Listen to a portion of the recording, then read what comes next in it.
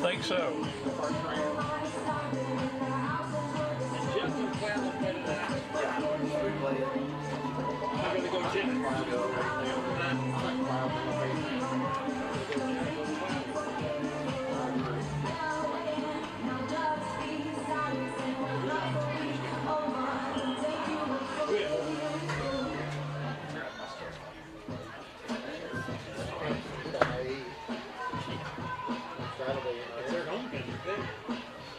Homecoming and is it homecoming too? No. Oh, okay. Just I think it's Kingston's homecoming. well, they just done senior week lots Because they were supposed to have they did their senior week last week. They did? Yeah. I guess because they were doing Homecoming tonight. homecoming this week. Said they were supposed to have the band festival on Monday, but they couldn't because Kingston had homecoming. That's what killed us that COVID year. We had senior night every night. Oh yeah, I bet. I mean, it started like week 2. Everybody trying to get them in, right?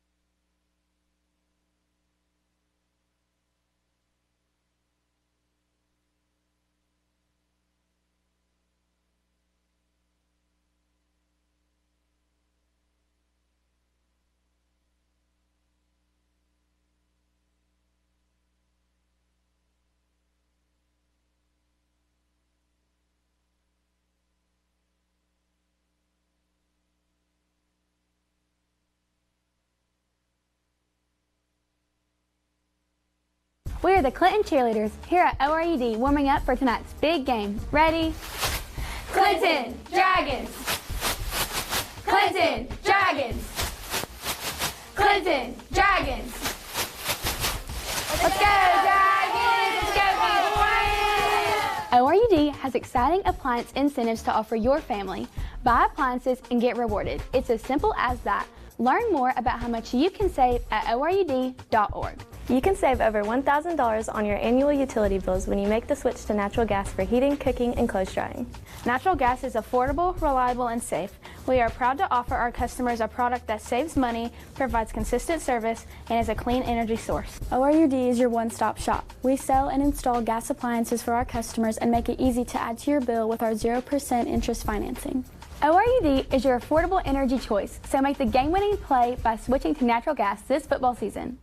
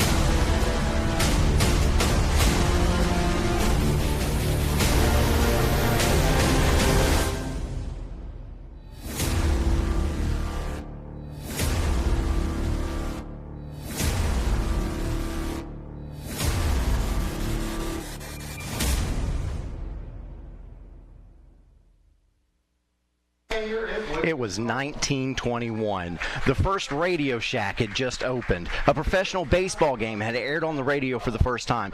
Gucci handbags hit the market, and most men were named John, Robert, William, or James. A town called Harriman had been established 30 or so years prior as a town of temperance by a member of the Prohibition Party, and that town got a high school football team. Ironically, Prohibitionists had Christianity in the core beliefs, but gave the school the Blue Devil for a mascot, apparently basing the decision off of Duke University's mascot. A town called Rockwood had formed about 40 years earlier than Harriman, and it too was home to the temperance movement. Investors led by a Union general founded the area in order to mine coal and iron ore. Fearing Confederate sympathizers would not enjoy living and working on a site run by a Union general, John T. Wilder decided to name the town after a small, lesser-known investor named William O. Rockwood. And wouldn't you know it, that in 1921, Rockwood got a high school football team too. I don't know how the two areas scheduled each other, but I assume one looked at the other and said, "No way! You've got a football team too? We should totally play each other," because that's what they did. Little did they know that beginning in 1924, the two teams would play every single year, making their annual matchup the longest running consecutive rivalry in all of Tennessee. 104 games later, and here we are. And this year we get the added bonus that this is also a region game. Who will come out on top? We'll find out tonight in our OEB Law Game of the Week. Day or night, 24/7, someone will be there to answer and give you a free consultation. And get to work on your case immediately. Call 865-546-1111 or visit the website full of helpful information, reckontoacheck.com. That's OEB Law. I'm Aaron Harvey, joined by the much revered Dr. and Coach Dan Shoemaker. I love rivalry games, and we've seen a few this year, but there aren't many in the entire country with a history like this one has. Yeah, I agree, Aaron. This is the longest rivalry, and as someone who has friends both in Rockwood and Harriman, I know what this game means to each of those communities. I married a Harriman girl 34 years ago, and Miss Jessie still has some very strong feelings about this game as well. It is a very special rivalry, and I'm glad that we get to be a part of it. And we will tell you about this rivalry and other things going on around the area as well, courtesy of Elaine Walden of East Tennessee Properties. She is our pregame sponsor this year, and we are happy to have her on board. Elaine has nearly 10 years of experience. She does millions of dollars in sales every single year. That is her on the screen there. You can give her a call or a text, 423-619-6748, for all of your real estate needs. Again, that number, 423-619-6748. There are some fantastic games taking place tonight around the area. We will preview those, but of course also we've got got a great game tonight. Harriman at Rockwood, the longest consecutive rivalry in all of Tennessee, maybe even close to the longest running rivalry in the country. But we will preview that game as well a little bit later on our East Tennessee, Elaine Wald of East Tennessee Properties pregame show on our OEB Law Game of the Week. At OEB Law, our home is your home. And your family is our family. And down here, family takes care of family. Giving back and helping out whenever needed. OEB Law is proud to be from East Tennessee. OEB Law feels like home. Daniel Forrester has been trusted by Anderson County families for nearly 2 decades. Daniel has appeared in Anderson County Chancery, Circuit, Sessions, and Juvenile Court thousands of times over the past decade. A Rule 31 mediator, Daniel has been trusted to mediate hundreds of cases across Anderson County. A community leader, Daniel has worked closely with local officials to make Anderson County a better place. A conservative and dedicated husband and father, Daniel's faith has shaped his character and integrity. On March 5th, vote Daniel Forrester for Anderson County Chancellor. Kathy Mae Martin has been making real estate dreams a reality for over 3 decades. Buying or selling real estate is one of the most important decisions you'll ever make. Choosing the right realtor is next. Thinking of buying or selling? Call Kathy Mae Martin at Coldwell Banker Jim Henry & Associates for all your real estate needs. Rest assured, with Kathy's knowledge and experience, you will be on the winning team. Evans Mortuary has been serving the needs of families in and around Roane County since 1976. As established members of our hometown community, we understand the security of dealing with people you know you can trust. We build our reputation on this trust. The Evans family appreciates the confidence the community has expressed in us over the years and will constantly strive to earn that favor. Evans Mortuary, 805 North Gateway. 1952. That's the year Hammers opened the first store in East Tennessee. Now there are 5 stores and there's always something new. Like in Hammers' popular ladies' boutique department, you'll find the lowest price possible on new arrivals every week. Find similar deals in the men's department and the expanded rug department. Plus, special purchases always offer surprise savings. You never know what you'll find next at Hammers.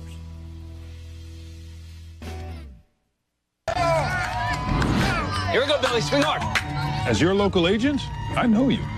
I know every Saturday your son Billy plays Little League. We sponsor his team. And we know you love parking way too close to the field. That's why we tailor a unique policy for you and your car. Because sometimes something from out of left field can literally come from out of left field. That's simple human sense. Ask Griffin Insurance Agency in Kingston if auto owners make sense for you. Welcome back to the Elaine Wald of East Tennessee Properties pregame show. Elaine has the experience to help you buy and sell your home. I mean, look at her credentials. Every year she produces millions of dollars in sales, with about $10 million last year alone. She serves nearly all of East Tennessee, so give her a call or text 423-619-6748, 423-619-6748. We anticipate some great games tonight across the area. Let's start with Wartburg making the trip to Oakdale. There have been 2 common opponents so far this season, and those are Coalfield and Harriman. Coalfield beat Wartburg 48-12, beat Oakdale 42-16. Wartburg beat Harriman 21-18. Oakdale beat Harriman 12-10. The margins of loss and victory are extremely close. And looking at this as objectively as possible, there's no reason why this shouldn't be one of the closest games tonight, despite the recent history between these two. The winner margin of victory has been in the single digits just 3 times this century. Yeah, that game has become a bit of a rivalry over the last few years. Coach Human who played at Wartburg, was the Oakdale Middle School coach for several years before coming back home to coach at Wartburg. Coach Rick Brown, who is the current middle school coach at Wartburg, was a longtime assistant coach in Oakdale for several years as well. Then when I started coaching, head coach Rory Foster, an Oakdale grad, was the Wartburg head coach. And David Stevens, who was coaching football that year at Oakdale, came back to Wartburg the next year to coach basketball. So there's a lot, there's a lot of mixing right there. But I think all that being said, Oakdale has had a little more success here recently, and that builds confidence. But I think whoever can get on track first in that matchup tonight is going to come out on top. There's a lot of connections between Oakdale and Wartburg you just named. And I think Coach Foster was my physical science teacher when I was in high school. Right. And Wartburg graduated with me, Travis Nelson, the current boys high school basketball coach at Oakdale. At Oakdale, absolutely. So there's some more connections there. Travis coached with me for a couple of years, coaching quarterbacks. Yeah, that's right. So, and that should be a great game tonight. We hope to get some updates on that one, so we'll get that to you throughout our broadcast. Staying with the smaller schools, Oliver Springs comes in tonight with a record of 5-2, having lost the first 2 games to superior competition. Tyler Harper's team ain't scared, and tonight the Bobcats host 6-1 Whitwell, which is a pretty good program, I guess. I mean, they did win a state title in 2018. This Tiger team probably isn't going to challenge for a gold ball this year, but it's still a solid program that will help prepare the purple and gold for the postseason. Yeah, I agree. Dipping down in the old Sequatchie Valley Conference is never easy.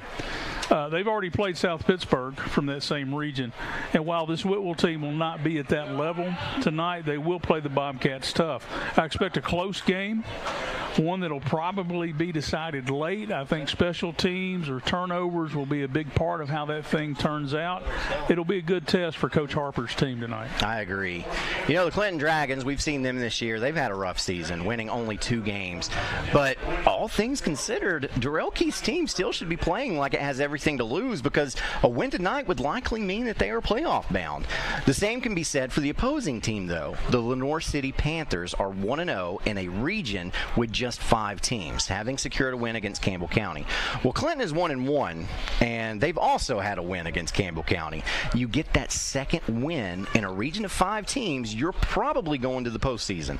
I think Lenoir City probably exceeded everyone's expectations, especially considering last year's coach, Gary Duggar, was let go in July and replaced by then linebackers coach, but former Lenoir City head coach Mike Zeller. For Clinton, the players may feel like they're underachieving at this point, even though they're still very much on schedule to make the playoffs and have the talent to make a run. This should be an interesting game. Last week I heard Coach Keith talking a whole lot about the 2 E's. For him, it was effort and execution.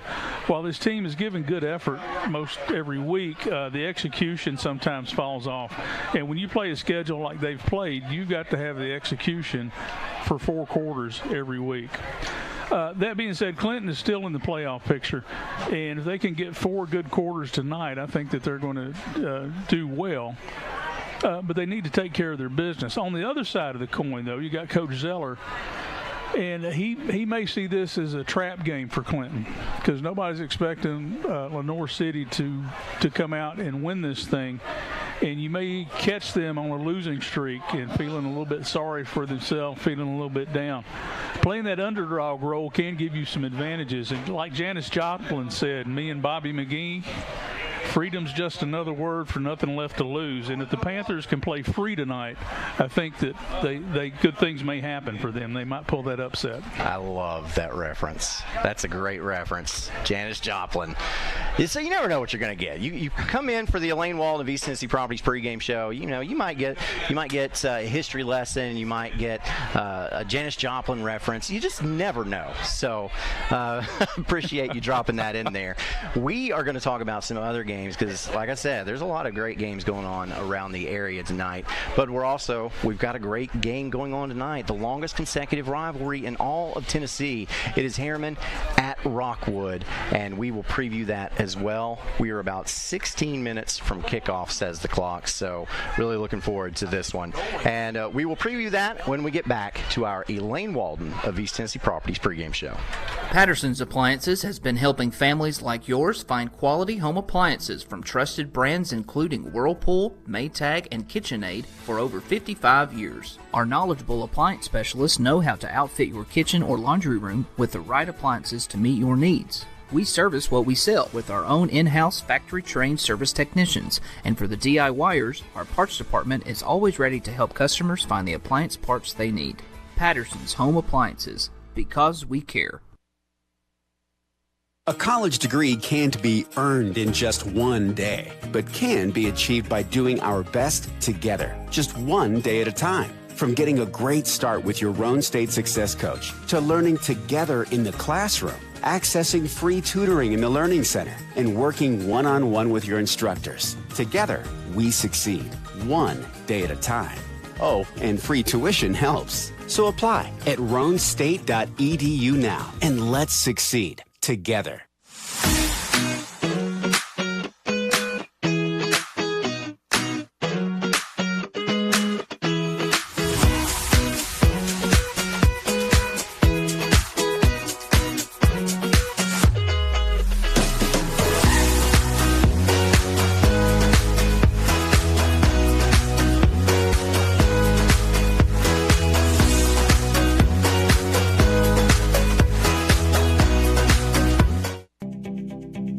At OEB Law, our home is your home.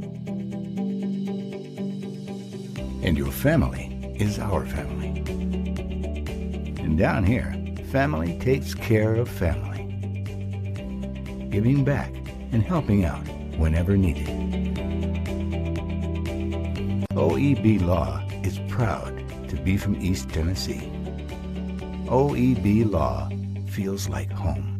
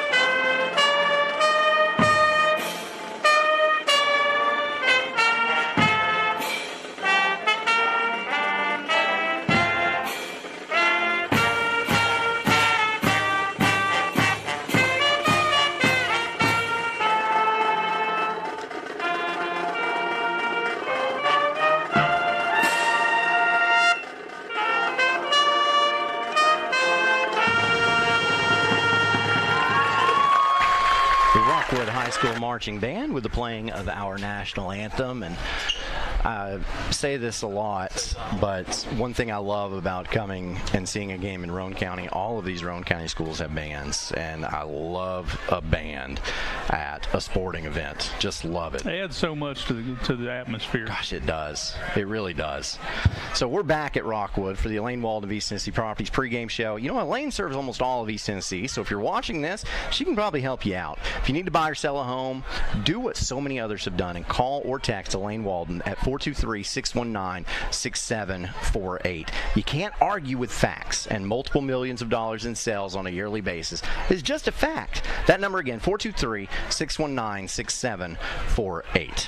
The defending 4A state champion will host the defending 5A state champion tonight as West heads to Anderson County. West had a 21-game winning streak snapped last week against Alcoa, but the Rebels still boast wins earlier this season against the likes of Maryville, Bearden, and Farragut. Anderson County, meanwhile, has looked better and better with each passing week as the team begins to gel. West will be looking to take out pent-up rage, but Anderson County will see this as an opportunity to prove that it still belongs in the discussion when talking talking about the state's best. What do you expect in this one? Both of these teams have powerful and efficient offenses. So a lot of times in games like that, it comes down to the difference might be in the defensive side of the ball. Which defense can slow down the other offense enough to allow their offense to get and expand a lead? I think that games like this often come down to special teams and turnovers and a lot of those intangible things that you see. To me, this one is a toss-up. I mean, I wouldn't bet money either way on this one. The only slight advantage, the Mavericks seem to always play well at home. And since this one is at home, that might be a difference as well. But, yeah, I see this one as a toss-up. I'm really looking forward to see how Anderson County is able to hold up against West and how West responds coming off of that Alcoa loss. Bearden has a chance to be a region champion following an overtime win at Maryville last week. The Bulldogs are literally less than 2 minutes away from being undefeated. But with Maryville suffering a loss, the Cleveland Blue Raiders also see a chance for a region ship.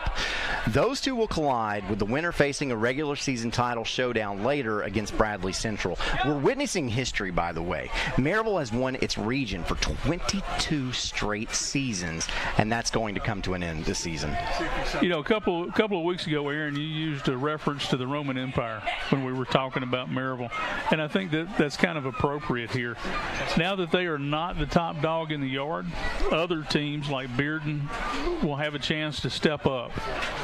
Cleveland, Bradley Central, they're also trying to make their mark their territory as well. The next couple of weeks are going to sort all of that out tonight, but I think Bearden will pull this one out late.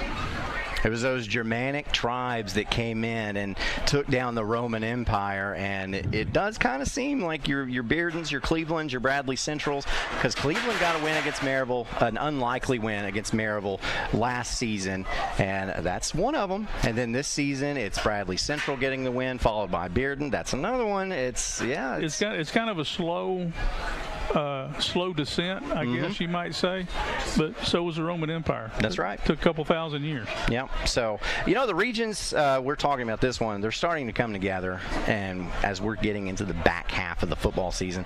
So let's take a look at those. You see on your screen there, Region 2, Single A. You've got Coalfield, Oliver Springs up top, both those undefeated, and they're going to have a game here, I think next week or in a couple of weeks? 2 weeks? 2 weeks. We've got that one. And then you've got Rockwood there sitting in third, followed by Greenback, Oakdale, Midway, and then there is Harriman with Sunbright down there at the bottom. You know, top to bottom, Region 2 1A is probably it is the toughest region in the state. The teams that finish 4th, 5th, and 6th, you know, would have a good shot finishing the top 2 in other regions for sure. I think Coalfield and Oliver Springs are in the driver's seat, and that game in 2 weeks is going to kind of define what this region, who's 1 and who's 2. Rockwood and Greenback are in the 3 and 4 spot now, and that kind of takes you to the playoffs, but you're on the road. You'd rather play at home, obviously. Yeah, and we'll talk a little bit about Harriman later. Harriman 0-4. Don't be fooled by that record, because Harriman has hung in tough, and they've lost some heartbreaking games this season at the last moment. And so Sunbright, the only team in there that probably wouldn't be competitive in a lot of other regions, but you know, they've only got like 14 players. They had trouble bringing up their Little League program. They didn't have one for a couple of years there, and so they're trying to build that back up, and so it's going to take a little bit, but they're getting there. The Midway Greenback game last night was really interesting to me as well, the way that one turned out. I mean, this is a tough region. So moving to Region 2, AA, York Institute, they won that region last year. Looks like they're on their way to doing that again this year. They're number 1 in the state. And number 1 according to the AP poll, they are number 1. So you know, Region 2, AA also pretty tough, pretty daggum tough there. So you've got Oneida, Bledsoe County, Polk County. You've got Wartburg, and followed down there by Tellico Plains. Yeah, the fallout there is, I think that's pretty set in stone. Yeah. Region 2, 3A, Alcoa. My goodness, Alcoa. followed by Kingston with that very impressive win against Loudon last week, followed by Union County, Austin East, Scott High. By the way, Kingston, Austin East playing tonight, so that will solidify that second place spot for Kingston if they can get that win against the Roadrunners. Yeah, I think that one's pretty set too. So Region 2 4A, Anderson County sitting at 4-3 overall, but the 3 losses are against great competition. Pretty good games. Anderson County playing Weston, as we said. I'm looking forward to that Anderson County Gibbs matchup. Gibbs sitting at 5-1. They've improved a lot the past couple of years, and now they've got a home field they can play on. They do, yeah. So that make a difference. So good for them there. So moving on, Region 2 5A, West and Powell in the same region. My goodness. And then Halls at 6-1. That's another. Region 2 across all classifications is just killer.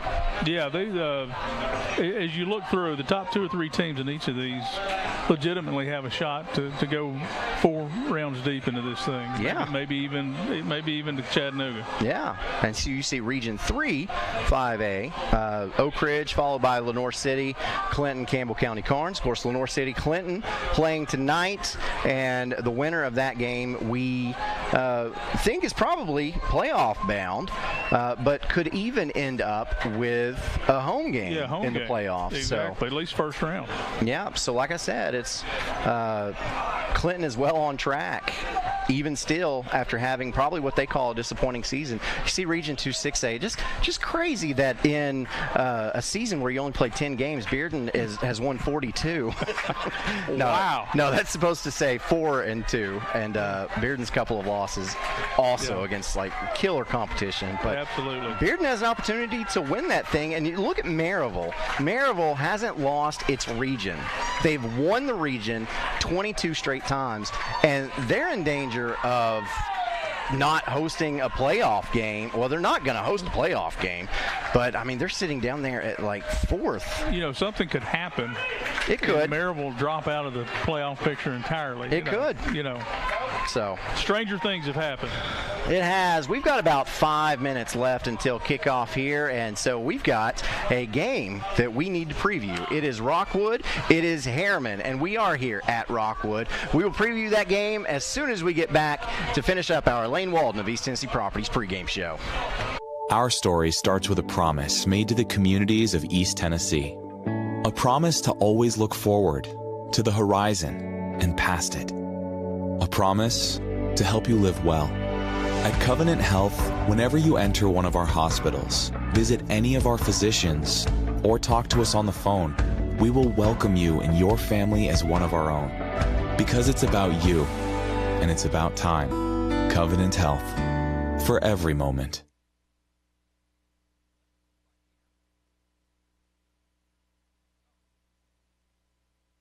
And back to your OEB Law Game of the Week and the Elaine Walden of East Tennessee Properties pregame show. Elaine is a real estate professional serving mostly Anderson, Blount, Cumberland, Loudon, Knox, McMinn, Monroe, Morgan, Roane, and Scott counties. She does millions in sales a year, and she can help you get into your next home and or sell your current home. Give her a call or text at 423-619-6748. That's 423-619-6748. We're getting close to kickoff, so let's preview our matchup tonight. It's Harriman at Rockwood. An interesting note that you made earlier this season is that all the Roane County coaches are alumni from the school they coach. Rockwood's head man, John Webb, and he's just a couple years older than Harriman head coach Travis Tapp. They actually played each other in this rivalry. Yeah, not only did they play each other, they were both fullbacks. You know, I thought that was interesting too. And to them, this rivalry is ever present. You know, it's like the turning of the leaves in the fall, a slight chill in the air, you know, the big old harvest moon we saw last week. It's just a part of this time of year. These players come up playing cutters and hoppers, and they all know this rivalry from these two communities, and they know each other. So, you know, the records really don't matter. This is a big game, this moment tonight. Sure is. Harriman's had it rough this season. This is a team that lost to Wartburg by 3, lost to Oliver Springs by 1, lost to Oakdale by 2. But then last week, Tellico Plains was in town, and the Blue Devils put up 46 points while holding the Bears to just 20. Harriman had only previously held an opponent under 21 points once, and that was the previous week against Oakdale. And prior to that single win, Harriman had only scored more than 18 points once, so the 46-point eruption was a welcome sight at HHS. It's a young team that seems to be improving every single week. Getting into the postseason is an uphill climb at this point, but a win tonight still keeps the hopes of that alive. Yeah, I spoke with Coach Tapp this week, and they're about 6 points away from 3 more wins. This is a young team, especially up front, and they're getting better each week. He was bragging on that. They broke through last week and got that first win, and they're hopeful that confidence will carry over to this week. Harriman's young, but so is Rockwood. Over a quarter of the team were seniors in 2002, and they made up a lot of the offensive and defensive production. Rockwood's 3-1 in this region, losing only to Oliver Springs, with the matchup against Oakdale and Coalfield looming after this one. This game is really important as far as playoff seeding goes, and the Tigers still have an opportunity to host in the first round. You know, Region 2A, like we were saying, is a tough single-A region, probably the toughest in the state. While Harriman's on the outside looking in at the playoff picture, Rockwood really still controls their own destiny with a win here. With a loss, they may end up on the road. You know, that kind of gets up in the air just a little bit. There's nothing like playing at home during the playoffs. That is the true home field advantage. It's a rivalry game, so let's just be as cliche as possible and yell out. You can throw out the record books. Dr. Dan, it's time for your do's and don'ts. Harriman, the do's for Harriman. Continue the success from last week. Both sides of the ball. Number 2, handle the Rockwood defensive stunts and pressures and blitzes. I think those things are coming tonight. Number 3, play through the adversity like we talked about a couple of weeks ago. Next play. And the don'ts? Don't let Rockwood grind the clock. And don't get predictable on offense. For Rockwood. Rockwood, the do's. Run the ball, control the clock, get the speed on the edge early, and then get the trap going as well. And the don't? The don't let Harriman get happy. And what I mean is don't let them see a lot of success early. Keep the pressure on. Don't turn the ball over. And don't make those unforced mental errors. All right, that's Dr. Dan's do's and don'ts as we prepare for our Davis Funeral Homes kickoff. Davis Funeral Homes, 2 locations to serve you in Wartburg and in Harriman. Go to davisfuneralhomes.com for more information and see what they can do for you. So as we get set, kicking the ball off for Rockwood is Hayden McLean. We'll see a lot of him later. Back deep to receive is Grayson Christ and Cameron Anderson.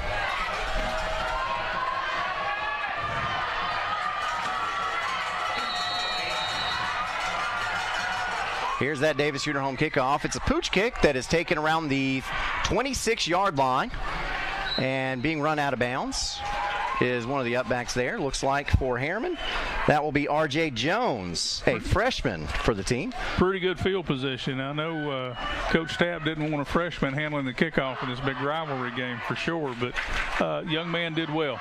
Did well. So the Hammers' 1st and 10 will take place at the 32-yard line of Harriman. And we're getting set to get this one underway. As you see, there is Coach John Webb on your screen. Oh, look at here, a little trickeration, guys. A little trickeration. We got an unusual set right here. What do we do? Ooh, so how does Rockwood cover this? Quarterback Cameron Anderson in shotgun formation. I guess you call this a shotgun. I think I'd call a timeout right there. And they run a speed option to the boundary side of the field, and that goes out to Grayson Christ.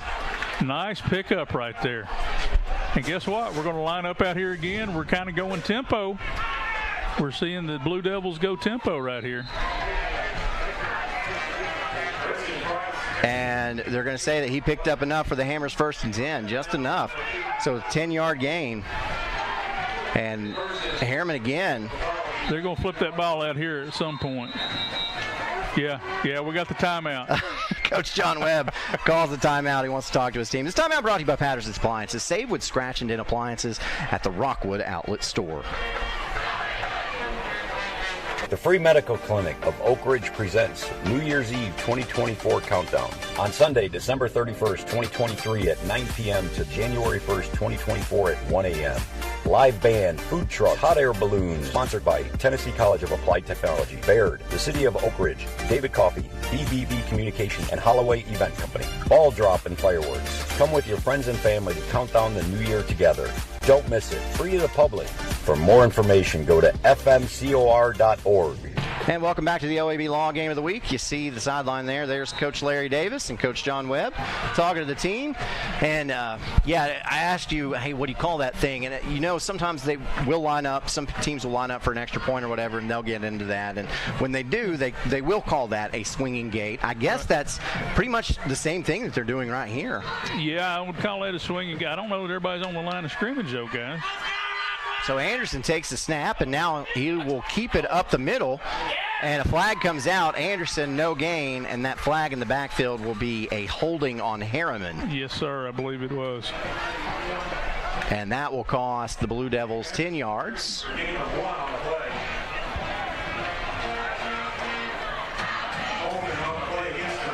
Right there, yeah. Oh, yeah. I think he was all right till he turned him. Yeah.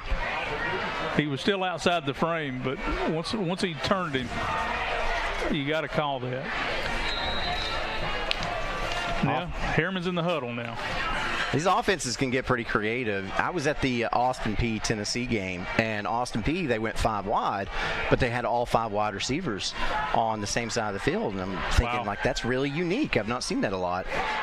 And look, here's Harriman out in this swinging gate formation again as Anderson takes the snap, being pressured, and now he's going to look upfield. That pass is incomplete.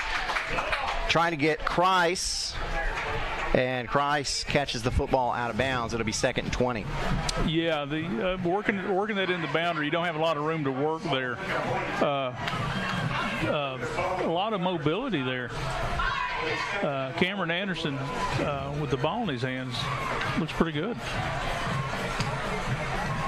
Thank you, Chuck Fleischman, for that replay. We'll see what Harriman will do here. You know, traditionally, Harriman and Rockwood have played a lot of wing T against each other. Now we got a pistol set. But now we have a pistol set with stacked wide receivers on either side.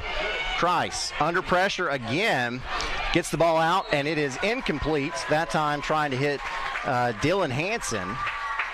Hansen can't handle it, and that'll bring up 3rd and 20. Yeah, he was under pressure trying to get that ball to the right spot. But Cameron Anderson does a nice job, gets out. A little wet out there. You know, we've had rain today. I'm sure that played a part in that as well. Yeah, Rockwood's line so far has won its battles, and that might be why they started out with that funky formation. 3rd and a bunch. 3rd and 20. Anderson takes the snap. Straight drop. Now he rolls to his right, and he is tackled. That's a sack. Yeah, I think he was trying to throw the football, but couldn't get it out. So, yeah, that will be an incomplete pass. I thought they got it. We'll see the Chuck Fleischman replay here. Yeah, okay. Oh, that was almost intercepted. Wow.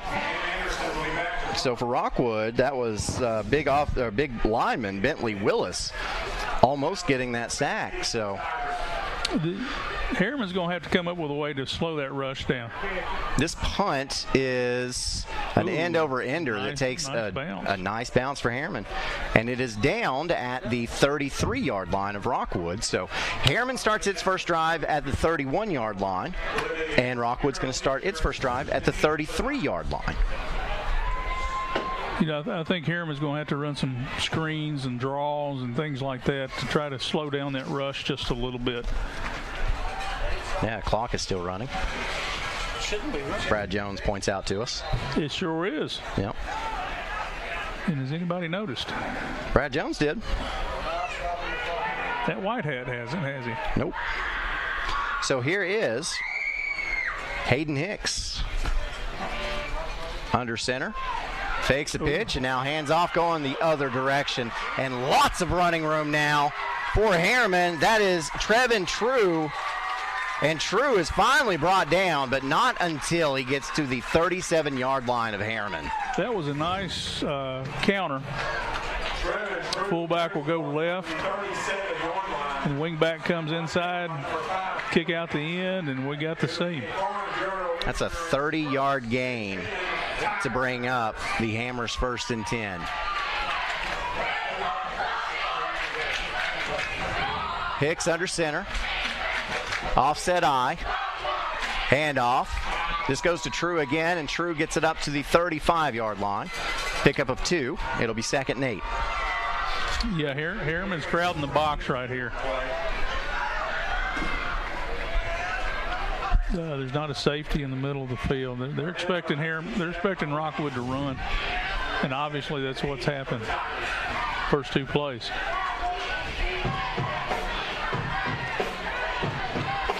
Again, offset I. Single wing to the right. And that wing gets the handoff. Wow, it's so tight inside right there. It is for Rockwood. That's Peyton Presley. And Presley picks up, it's 2. That'll bring up 3rd and 6. Yeah, they had a little penetration that time, which really kind of jumbled things up inside. I would say Rockwood's in 2-down territory right here. Oh, for sure. And now, more traditionally like a wing tee. Single back in the backfield. And there's a fumble on the play. Who's got it? Harriman's got it. Wow. It is Harriman's football. The Blue Devils take over with 8:33 left in the first quarter. Wow, just inside there. You know, again, a little rain, ground's a little bit damp. We've not had rain in a while. So, you know, something they're not practicing in the rain.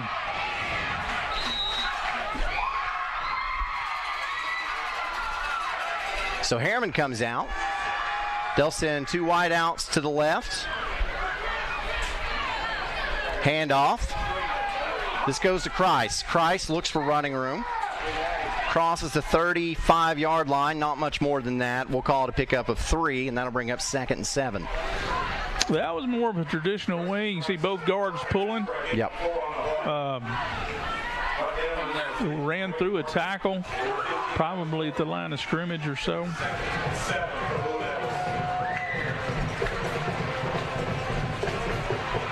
Now it looks like they gave them about 4. So maybe we should call this a 2nd and 6. 2nd and 6. I'll agree with that. This time Harriman sends a wide out to either side. Pistol set for Anderson. Christ behind him. Christ does get the pitch. Looks for running room. Gets up to about the 40-yard line before he's stopped. And it'll be 3rd and 3. You know, for a wing T team, they're right on schedule with 3rd and 3. Yep. Nice patient run right there. He's kind of letting the blocker develop the lane. You know, like growing up and stuff, I heard the phrase 3 yards in a cloud of dust, and I didn't really know what that meant. And then one day it finally hit me. Well, it's like Wile E. Coyote when he falls off the cliff and the dust pops up. It's like, yeah, you know, you get 3 yards and then the cloud of dust. And here is with a keeper up the middle, Cameron Anderson up the sideline. It's a foot race, and he will win. Harriman strikes first. Touchdown, Rockwood, or Harriman. Wow. Little quarterback keep, and he finds the crease, and he's gone. He's got nice speed. Anderson, a sophomore. There's the crease. It's almost like a little counter tray movement because they're pulling from the right to the left, and that gives them just enough of a crease to get him up in there. And he did the rest. Yeah, if you look at the records, you probably looked at this and you said, Rockwood's going to kill him. I told you, don't sleep on Harriman. This team has gotten better. 2-point conversion. Here is Anderson. Throws it out to the side, almost to the corner of the end zone. A little quick out. And that is no good. It's incomplete. But Harriman still, with 6:56 left to go in this first quarter, has the 6-0 lead. As you see the Chuck Fleischman replay, that close to getting the 2-point conversion. Fingertips. He was right there. He was right there. Energize your home with natural gas from ORUD, your affordable energy choice. See all the ways natural gas can improve your home by visiting one of the ORUD showrooms in Oak Ridge or Kingston. New gas appliances run more efficiently. They provide hot water when you need it, precise heat control for cooking, and can dry clothes in about half the time. Comfort you can feel. Savings you can use. ORUD Natural Gas. And back at Rockwood, Tom Pemberton Stadium. Harriman has taken the lead as we get set for a Davis Funeral Home kickoff. Davis Funeral Home's 2 locations to serve you, and this one is quick. It is kicked off, and it is taken at about the 24-yard line. For Rockwood, it's Jaden Davidson, and Davidson is brought down at about the 44-yard line. So Rockwood with excellent field position for the Hammers 1st and 10. Excellent field, a little squib kick kind of deal. Kind of skitters across the ground. They're able to pick it up and run with it. I thought he had a shot, but they closed down the little alley there to the outside. You see the first kickoff. Rockwood kind of kicked it high and short. And then the first kickoff for Harriman is a little squib kick. So how about that? Wing tee set. Here's Hicks. Hicks looks upfield. That pass, did he catch it? They're going to say no. They're going to say it hit the ground. Back just said he short hopped it. Ooh. He was open. It was close. Yeah. Trying to hit Jaden Davidson there. We'll see the Chuck Fleischman replay.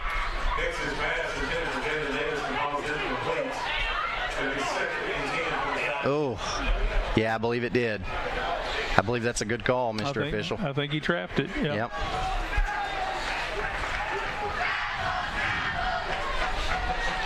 2nd and 10. Hicks. And we've got a stoppage on the play.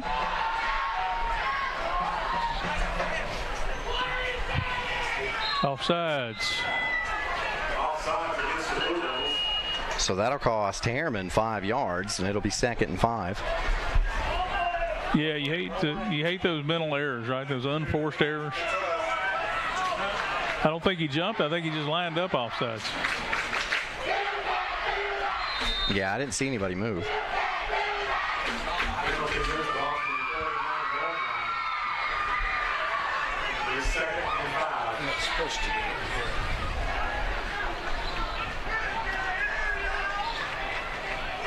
So here is Hicks. Handoff up the middle. And getting very close, and I think getting the first down is Brody Webb. Brody Webb. We talked about him with the Midway game. A senior this year. Yes, sir. Coach Webb's son, I remember when he was a little kid coming to film swaps. Worried about what the Happy Meal tour is going to be. Boy's grown up.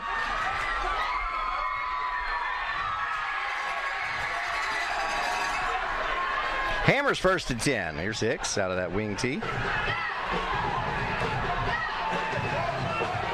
Handoff. Sweet blockers in front of him. Yeah, that's Peyton Presley. Presley with a lot of running room. A quick pickup of about 16 and another Hammers 1st and 10. You know, when I talk about the do's and don'ts, that's the do, getting the speed on the edge right there. Blockers in front, that's a nice play, well executed play.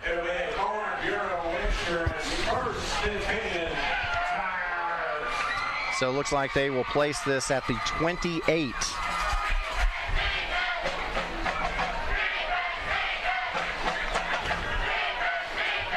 So now a power I for Rockwood, and the ball's on the ground again. Hicks able to jump on it this time. Yeah, I'm not sure what's happening there. Bad exchange. See the Chuck Fleischman replay. Yeah, sometimes the center doesn't get the ball up. Sometimes the quarterback pulls out early. It's hard to tell right there, but the quarterback pulls his hands out before he secures the ball.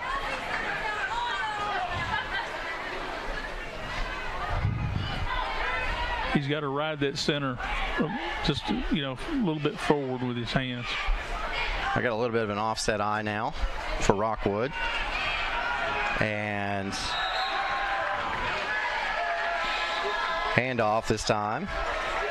They played that was the play they ran, I think, first play of the game. Yeah, that's true. That little fake fullback left and then counter back to the right. That's true. I mean, your statement is true, but also that's Trevin True. True. Getting the carry there. No gain on the play, brings up 3rd and 10. Back to the wing tee, Brody Webb behind the quarterback. Hicks will hand it off to True again, and True goes over the right side, and he will be driven out of bounds. I think he's short. Yep, he is. We'll see where they mark him. They'll give him the 24, and he's got to make the 18, which means this is a 4th and 6. 4th and 6.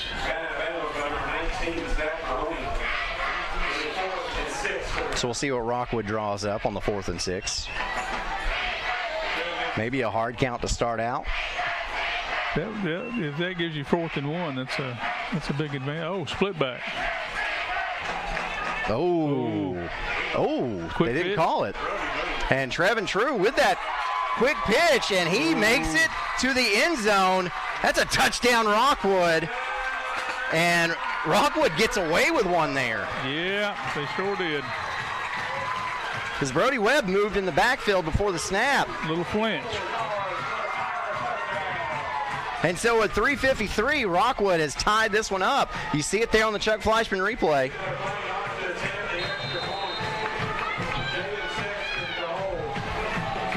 Hayden McLean on to attempt the extra point for Rockwood. Here's the snap, set, the kick is up. That kick is good, so Rockwood grabs the lead off of that touchdown by Trevin True. And your score now, with 3:53 left to go in the first quarter, it is Rockwood 7, Harriman 6 on the OEB Law Game of the Week. On-site care in Kingston is accepting new patients. Nurse practitioner Candace Templeton has over 25 years of healthcare experience in offering management of chronic care conditions. On-site care offers free sports physicals for established patients. Plus, on-site care offers hormone replacement therapy with compounded pellets. And now on-site care welcomes Darren Wright, a board-certified family nurse practitioner who will be accepting new patients. Call 865-285-9588 to schedule an appointment at On-Site Care. Back at your OEB Law Game of the Week. If you're just joining us, Harriman struck first. They went for 2, didn't get it. And Rockwood just now scored. Got the extra point. So it's the Tigers leading over the Blue Devils by a score of 7-6 as we get ready for the Davis Funeral Home kickoff. Davis Funeral Homes, 2 locations to serve you, Erg and Harriman. Go to davisfuneralhomes.com for more information. Call one of the numbers on your screen there. Davis Funeral Homes. Now, last time Rockwood kind of gave a little pooch up to this front line here. So let's see, McLean this time is going to kick a squibber, and it's going to pop up perfectly for Dylan Hansen. And Hansen goes out of bounds. See where they mark this one. 37 maybe.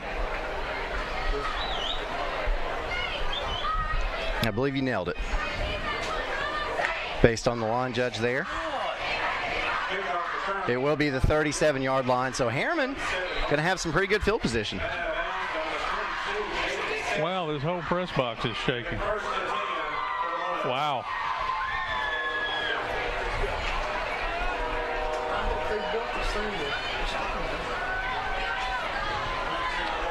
Hammers 1st and 10. And Harriman quickly takes the snap. This is Kreis, and a flag comes out. That's in the area of a hold, I think.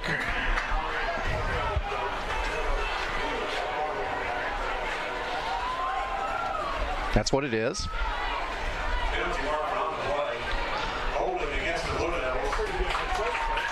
And that's Harriman's second called hold of the game, and we saw earlier Rockwood's line is really taking care of Harriman's line. They're getting the defensive line for Rockwood is really manhandling that offensive line.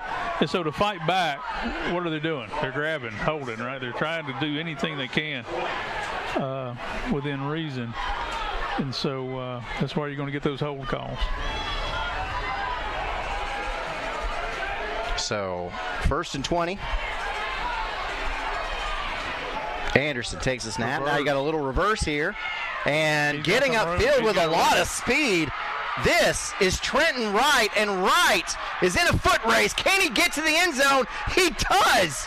I'm looking for a flag. I don't see one. Either. Touchdown, Harriman. Wow. That was a big play right there. Little wingback reverse. He gets around the end, and then it's a foot race. That's a lot of speed. Trenton Wright, senior running back for this Harriman team. And the Blue Devils going for 2. Jason.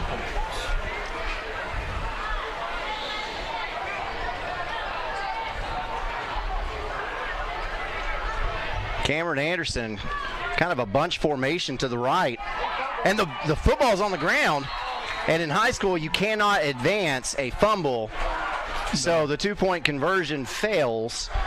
But Harriman again on the board, a second touchdown in this first quarter. The Blue Devils now lead over Rockwood 12-7 in the OEB Law Game of the Week. At Rivalry Ford in Clinton, we believe in turning moments into memories. From life's milestones and growing families, Ford is there every step of the way. How about a new 2023 Ford Edge all-wheel drive ST, $42,545. 2023 Ford F-150 Super Crew, $53,398. 2023 Ford Escape all-wheel drive ST, $33,939. Local you trust? A new Ford your family can afford. Ray Varner Ford, your East Tennessee Ford dealership. Back at the OEB Law Game of the Week. Harriman on the board again. You know, Harriman's 2 scoring plays, really. I mean, they were both really long runs, showing superior speed. They've got some talent, guys. Michael Garcia getting set up for a Davis Funeral Home kickoff. And again, this one across the ground, and it is fallen on. Boy, that could have been disastrous. Yeah, it kind of hit one of the upper guys and then just kind of squirted around there. That was dangerous. But as it stands, Rockwood will have really good field position again to begin this drive. And you see there on the Chuck Fleischman replay, like that was really close to disaster. But the Tigers will have it at the Rockwood 39-yard line with a Hammers 1st and 10. 3:21 left to go in this first quarter. This has been a good first quarter. Definitely has.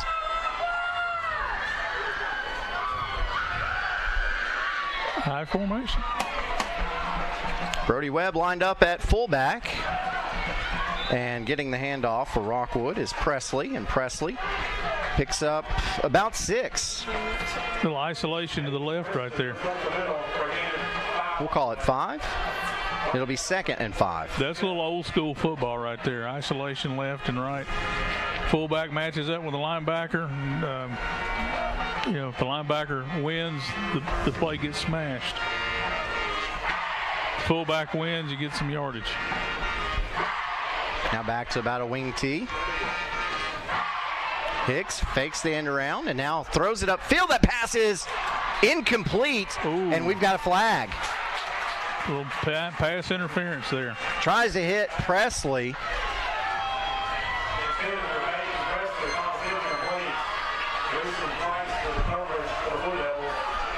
That is pass interference on Harriman. And that is a Hammers 1st and 10. It's a 15-yard penalty. which will spot the ball at about the 41 of Harriman. Yeah, one advantage of that PI in high school is it's not a spot foul. Right. So you're just giving up 15 there. I say just. That's a lot of yards to give up on a penalty, but yeah, it's better than a touchdown or a 40-yard completion. Yep.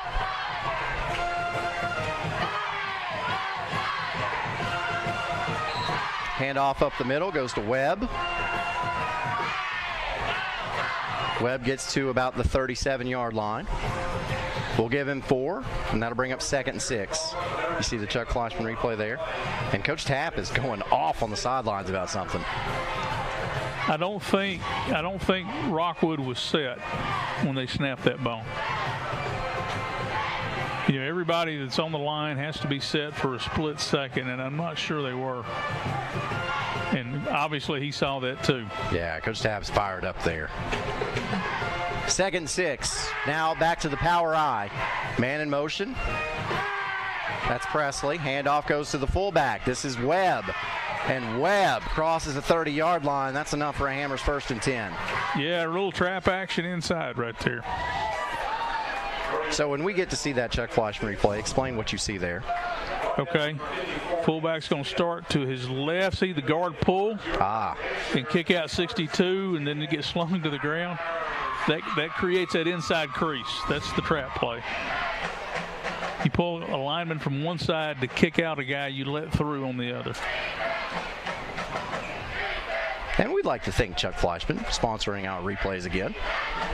Pretty sure he sponsored our replays every year that I've been up here in the booth with BBB TV, Channel 12. And yeah, we got a little jump there. A little early movement. And that'll cost Rockwood 5 yards to bring up a 1st and 15.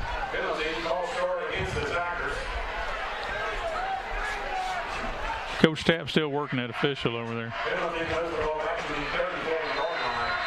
Well, I mean, Coach Tapp, Rockwood scored. Rockwood may have scored anyway. You know, we don't know. But on Rockwood's touchdown, a false start was missed.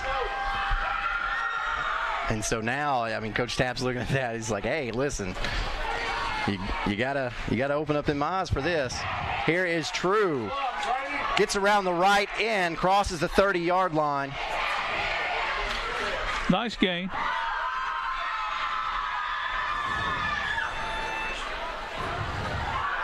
About 6, I guess. Yep, picked up 6, and that brings up 2nd and 9.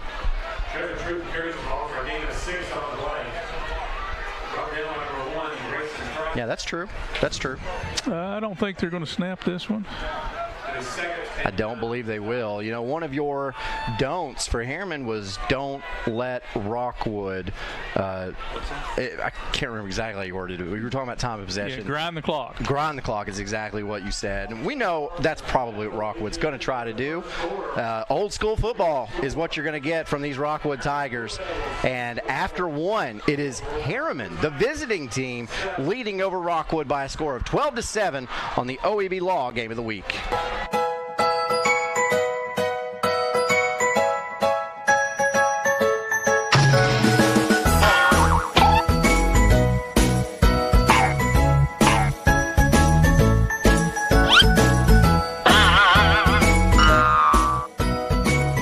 Don't dig blind. Buried utilities are everywhere. Always contact 811 before you dig to have your utilities marked. Pre-planning it makes the process just so much easier for the family.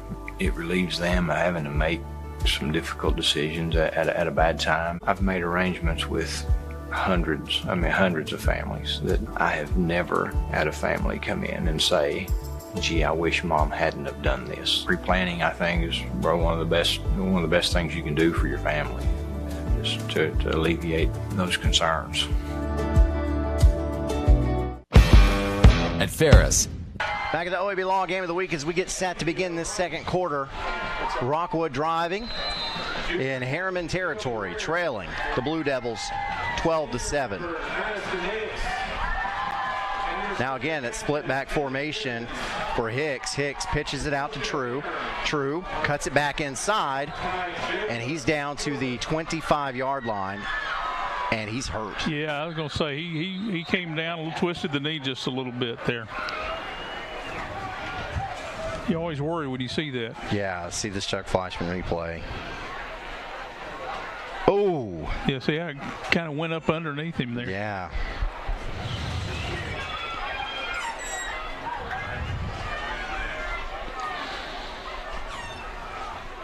So you hope he's okay. Of course, when he's pointing to his ankle there. Maybe it was the ankle roll, not the knee. His whole leg got caught up behind him, so it could be anything in that area. And you hate to speculate. You do. You hate to They're working on the ankle, though. So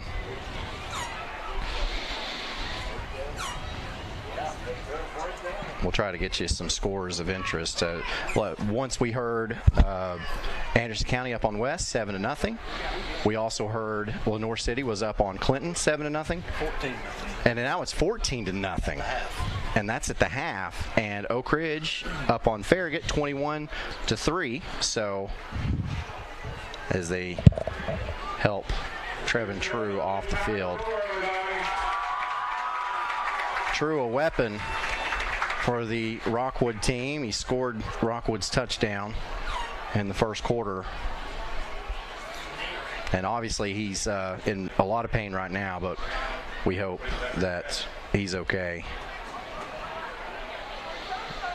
and that it isn't an injury that keeps him out for too long.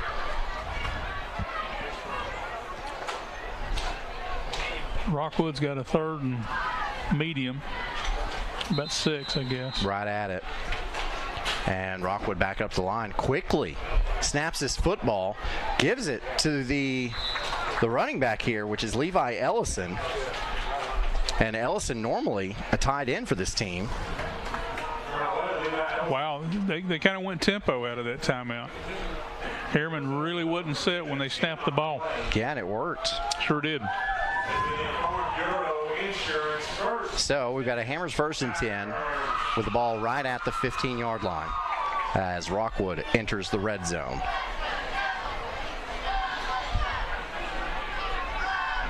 Now split backs in the backfield, man in motion. Here's the snap, fakes the pitch, goes back the other way to Brody Webb, and Webb gets inside the 10. Yeah, the inside run game right now is being really good to them.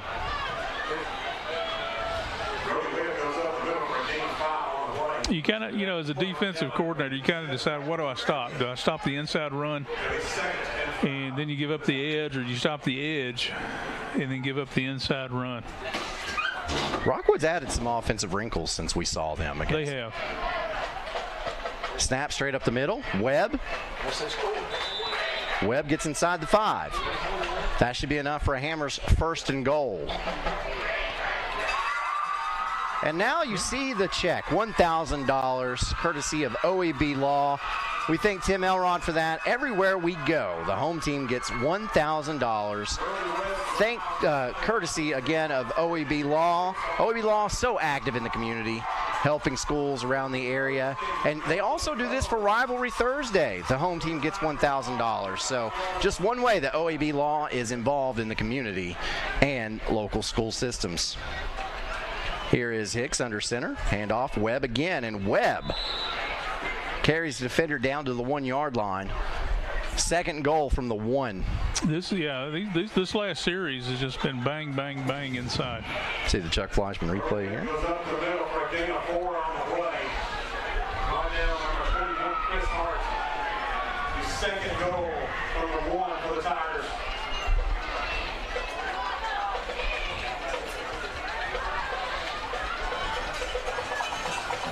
McLean under center, offset eye. Handoff.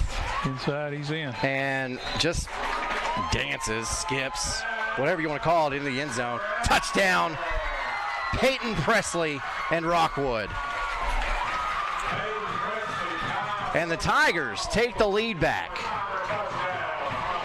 13-12. Oh, I thought the power went out. See those lights flashing? Wow.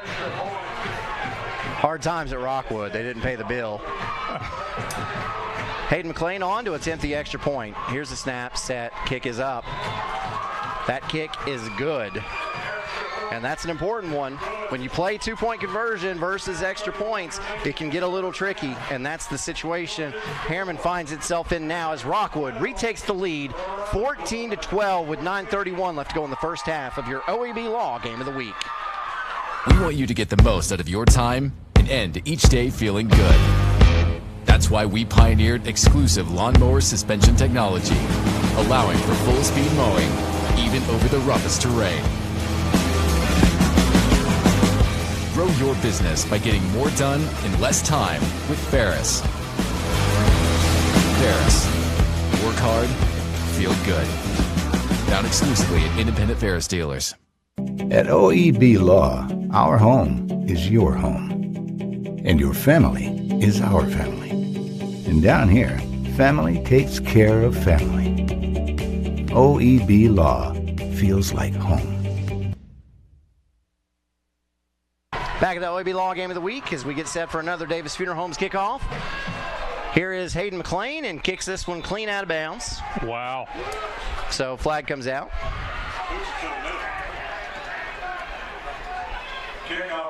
Davis Funeral Homes, of course, 2 locations to serve you. One of those in downtown Harriman, the other one in the Wartburg city limits.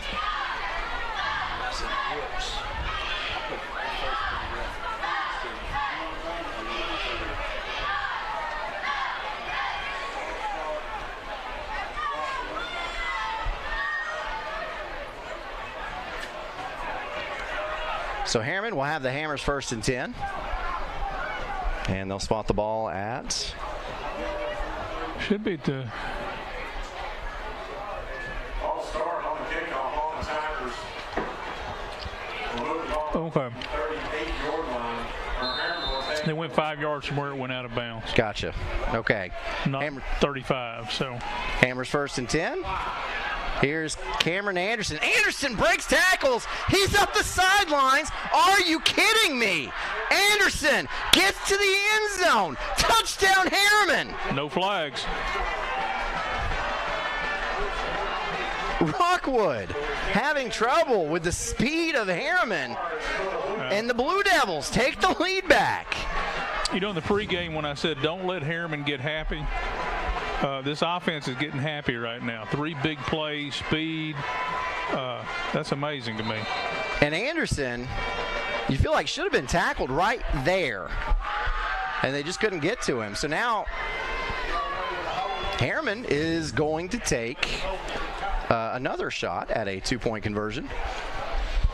And now, once Rockwood starts scoring and makes these extra points, you have to start getting these 2-point conversions. You have to. Yeah, if you can hit 50% of your 2-point conversions, you can stay even. If you can do better.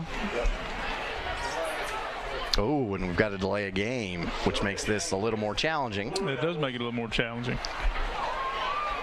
So Harriman will reset. You see Cameron Anderson and Grayson Christ over there talking to Coach Tapp, getting the play in. And they're just now getting back out onto the field to call the play, and there's already 12 seconds on the play clock. 5 seconds on the play clock. 3 seconds on the play clock. 1. All right, here's Anderson. Rolls to his right. He's under pressure. Just tosses it up for grabs. And it's almost intercepted by Webb, but it is incomplete. So again, Harriman has scored 3 touchdowns, gone for 2, and not gotten the 2-point conversion 3 different times. But nevertheless, the Blue Devils have the 18-14 lead with 9:19 left to go in the first half of your OEB Law Game of the Week. At OEB Law, our home is your home. And your family is our family. And down here, family takes care of family. Giving back and helping out whenever needed. OEB Law is proud to be from East Tennessee. OEB Law feels like home. Back at the OEB Law Game of the Week. Chandler Jones back at the studio handling all the producing on that end of it. Says maybe Harriman should line up 60 yards away and try the two-point conversion, and maybe they'd have a better shot at it. As here is your Davis Funeral Home kickoff, and here with a lot of room for Rockwood, getting up to the 45-yard line is Peyton Presley. Presley breaks the first line of defenders right there and had a nice seam. That was a good return.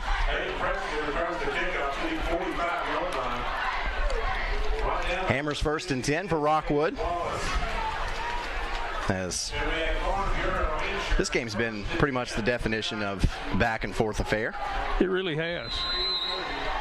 And, you talk to people all week and they say, oh, well, Harriman's only won one. Rockwood's going to kill them. No, they haven't. This has been a back and forth affair. Both these teams playing hard.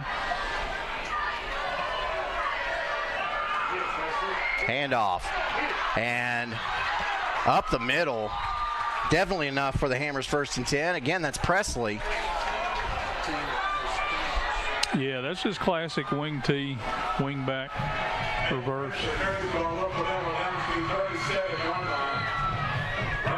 Ball advanced to the 37. That's where the Hammers 1st and 10 will take place for Rockwood. So Rockwood already back in Harriman territory.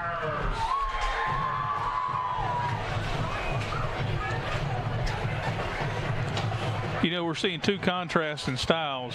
Rockwood's kind of methodical, move it down the field. Harriman's a quick strike.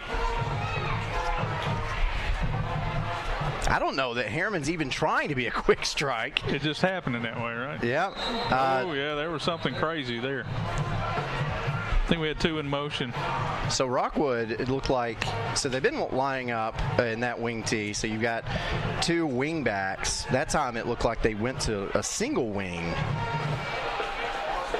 So a false start on Rockwood.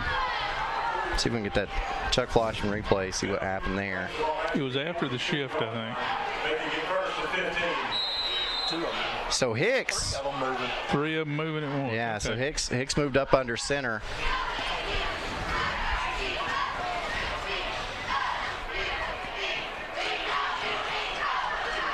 All right, so back to that wing tee set. Hicks under center, 1st and 15. Wing back counter again. Again, that's the play they ran to start this drive. And that goes to Presley again. And Presley gets it up to about the 31-yard line. So a great pickup on 1st down. I guess we'll give him 11. We'll call it 2nd and 4.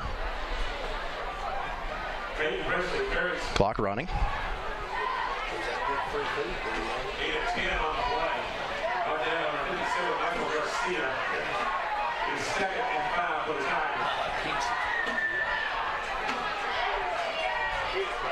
Handoff goes to Webb up the middle.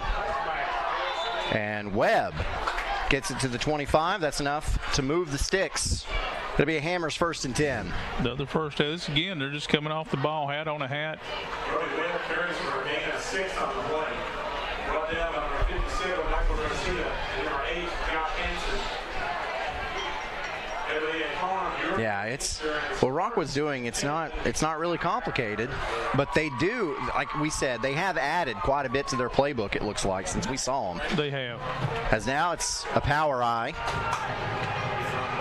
There's the other wing back counter. Yeah. Oh, this goes to Hayden McLean, and there's another fumble on the play. That's the 3rd time Rockwood has had the ball on the ground. They lost one of those. Wow. I didn't see why the ball came out, though. I didn't either. Oh, he just lost it. It just squirted out. That was a heads-up play. It's almost like the ball tried to get away with, and finally did. They do call that thing a pigskin, right? Yep, that's right. It just squirts out. So it was a Hammers 1st and 10 though, and now McLean gets the carry again and gets it up to the 10-yard line. Pickup of 5 brings up 2nd and 5. And McLean goes up the middle for gain of 5 on the play.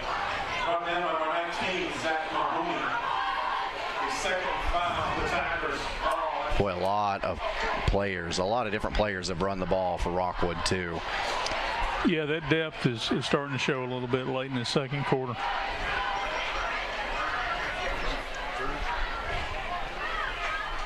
Hicks under center. Handoff, Webb up the middle. Webb carries defenders down to about the 2-yard line. And that will be enough for a Hammers 1st and goal. So Rockwood is threatening again. Little trap again inside. They've got an opening there on B gap. I don't know if it's a misalignment by Harriman or they're stunning to that B gap on their right side, the Rockwood left side. But there's a big gap there. And quickly snapping the football. Here's Webb into the end zone. Touchdown, Rockwood. The Tigers regain the lead. When you see him hit the line of scrimmage, he just kind of explodes into it. Watch his angle here. And then, boom, explodes into the line of scrimmage. That's a nice run. Yeah, Webb said, I'm getting in there. You can try to stop me if you want. And it looked like Harriman jumped off sides. And no, they're going to call a false start. No, they're not.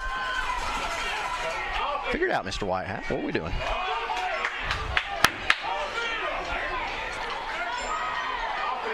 He's saying it's an offensive offsides.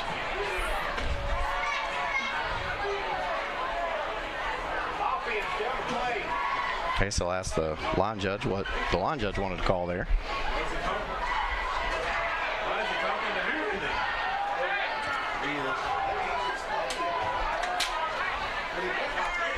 Okay. All right, yeah. I got confused. Yeah, you got it.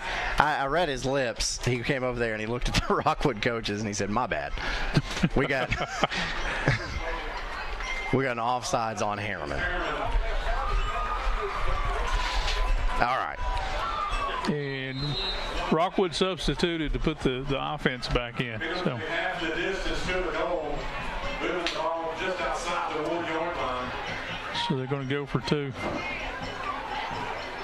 What do you bet we hand it off back inside again? Yeah, I'd say you're probably right. Let's see. For 2. Does he get in? He does.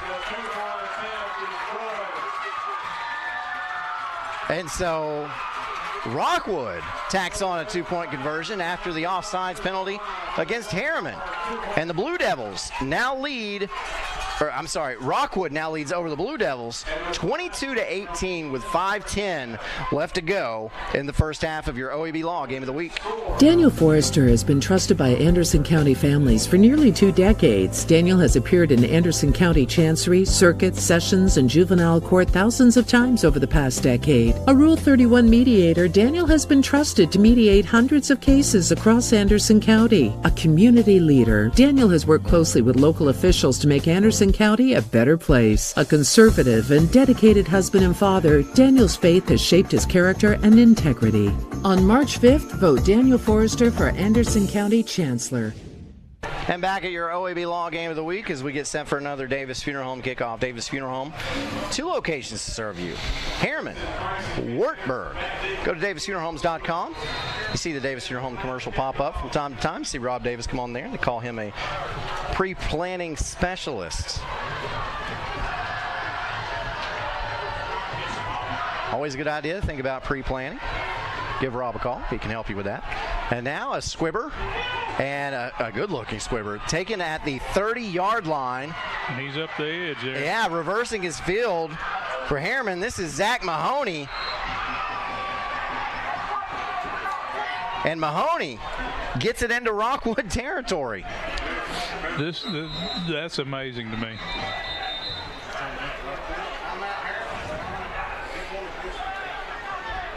So here's the Chuck Fleischman replay.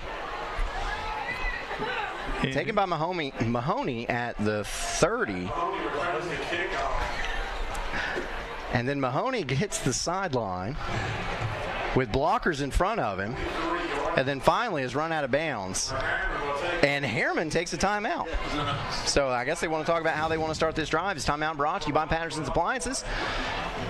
While you wait, visit pattersonsappliances.com to shop online for quality home appliances today. Kathy May Martin has been making real estate dreams a reality for over 3 decades. Buying or selling real estate is one of the most important decisions you'll ever make. Choosing the right realtor is next. Thinking of buying or selling?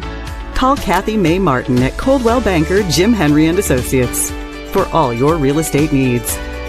Rest assured, with Kathy's knowledge and experience, you will be on the winning team. And back at your OEB Law Game of the week out of the timeout. Looking at the score right now, it is 22-18. Rockwood leading over Harriman. Harriman has scored 22 points. Going back to 2017, they've only scored more than 22 points once, and that was in 2021 in a 63-26 defeat. So a lot more scoring going on in this game than I think most people would expect. As now you've got a reverse, and the ball's on the ground, and it is recovered by R.J. Jones, but on the carry there was Trenton Wright for Harriman.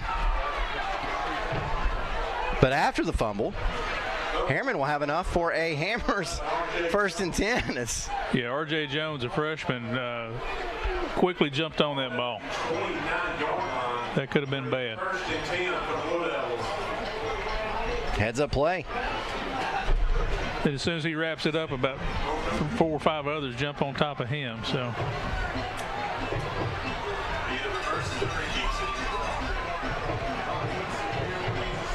So Harriman gets the play call in this Hammers 1st and 10. Anderson in that shotgun formation sends 2 wide outs to the left. Handoff goes to Kreis, and Kreis looks for the edge.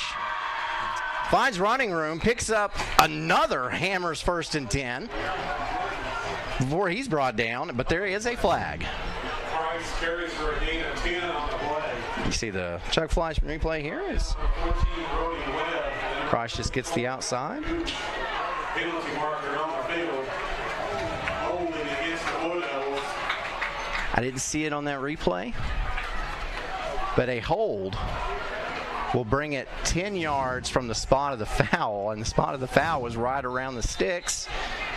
So you're going to have an unusual Hammers 1st and 12. Don't see those every day. No. So see if we can see it on this replay. It occurred right around here. I didn't see much there. I'm guessing it's called. I think it's right. Maybe right. Right there. All right. So here is that 1st and 12. With the handoff is Kreis, and Kreis is ripped down barely. As for Rockwood, Brody Webb got him by his fingertips. Wow, he hit that seam hard. Kreis gets it up to the 25-yard line, a pickup of about 7. But yeah, on this Chuck Fleischman replay, just barely got him. Had he not got him, that would have been a big play. 2nd and 6. Anderson takes a high snap. Now he looks trying to get to his left and will throw this one just out of bounds. Under lots and lots of pressure. Got a flag. Oh, yeah, I see it now. It's right around the line of scrimmage.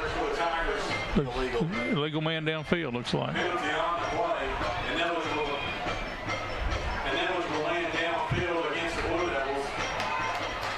All right. So that'll cost him 5. Okay, so you wonder when you see the RPOs now, which is something that, you haven't really seen for very long. The problem with an RPO is the lineman will get upfield a little bit, not knowing if it is a run or a pass. And if they get past, 5 yards up the field, 5 yards up the field, and it turns into a pass, then that's a penalty. Right, yeah, the secret there is to throw it before they get 3 yards up. But if the quarterback's delayed or pressured, then that really throws the time into that. There we go, the sweep. 2nd 11. Here's Kreis again, and Kreis reaches that football out. He will not have the first down, but he'll have close to one. Yeah, that was a nice run, too. Gosh. They're catching the end right there. They're able to contain the end. Kreis is fast. And, of course, they're pulling linemen out there to kind of hook up that end. So Harriman facing a 3rd and 2 now. 2:35, 2:32 left on the clock in this first half. And Harriman, now they're this close to the goal line, they're not going to be in a whole lot of hurry because they don't want to give Rockwood a lot of time before the half. So here's Anderson, 2 wideouts to his right. Handoff goes to Kreis. Kreis goes over right guard. Kreis breaks tackles, reaches for the end zone. He's in. Touchdown, Blue Devils. And Harriman retakes the lead. Wow. What a game. At least it's entertaining. I did not see that play happening that way. I figured we get, 3-4 yards, get to the first down and go. Chuck Fleischman replay. There's 1 missed tackle, 2 missed tackles. There's a 3rd missed tackle. And then look at Kreis reaching that ball over the goal line. Wow. Great effort. So now Harriman, with the play clock running down, Anderson calls for a timeout. They want to set this one up. This is an important play. This timeout brought to you by Patterson's Appliances, proudly serving your community since 1965 because they care. Evans Mortuary has been serving the needs of families in and around Roane County since 1976. As established members of our hometown community, we understand the security of dealing with people you can trust. We build our reputation on this trust. The Evans family appreciates the confidence the community has expressed in us over the years and will constantly strive to earn that favor. Evans Mortuary, 805 North Gateway.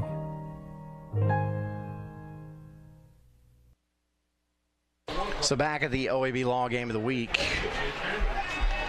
Harriman called a timeout to draw up this 2-point conversion play.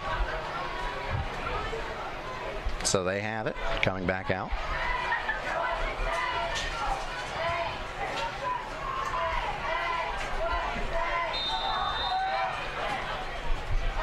So Anderson takes a high snap, quarterback keeper, and he'll be stopped short again. Lots of pressure. Lots of pressure. 4 touchdowns for Harriman. 4 failed 2-point conversions, but the Blue Devils had the lead. 24-22, 2:07 left to go in the first half of your OEB Law Game of the Week. 1952. That's the year Hammers opened the first store in East Tennessee. Now there are 5 stores, and there's always something new. Like in Hammers' popular ladies' boutique department, you'll find the lowest price possible on new arrivals every week. Find similar deals in the men's department and the expanded rug department. Plus, special purchases always offer surprise savings. You never know what you'll find next at Hammers. Back at the OEB Law Game of the Week, Aaron Harvey, Coach Dan Shoemaker. We've got a good one. This is a good game. This has been a really good game. The longest consecutive running rivalry in the state of Tennessee. The 105th matchup between Harriman and Rockwood. The Blue Devils lead at 24-22 with 2:07 left to go in the first quarter as we get set for another Davis Funeral Homes kickoff. And here is that kickoff, and whoo, straight up the middle, really hard, and it is covered by Brody Webb. Yeah, it hit off of somebody in that front line. So Rockwood again will have really good field position. with 2:05 left to go. So they've got a lot of time on the clock. If you are just joining us, Rockwood won the toss. They deferred to the second half. So Rockwood with an opportunity here. If they can score, they will get the ball to start the second half as well. But Rockwood's offense, not really designed for a 2-minute offense. So we'll see what they do here. Line up in the wing tee. Here is Hicks. Yeah, somebody jumped. Had some early movement. Looked like it was from that wing back position there. Looked like Jaden Davidson jumped off. Oh, wait. Really? They called an offsides against Harriman. Okay. So I apologize for jumping the gun there. I thought the same thing, Aaron. I saw a jump in there.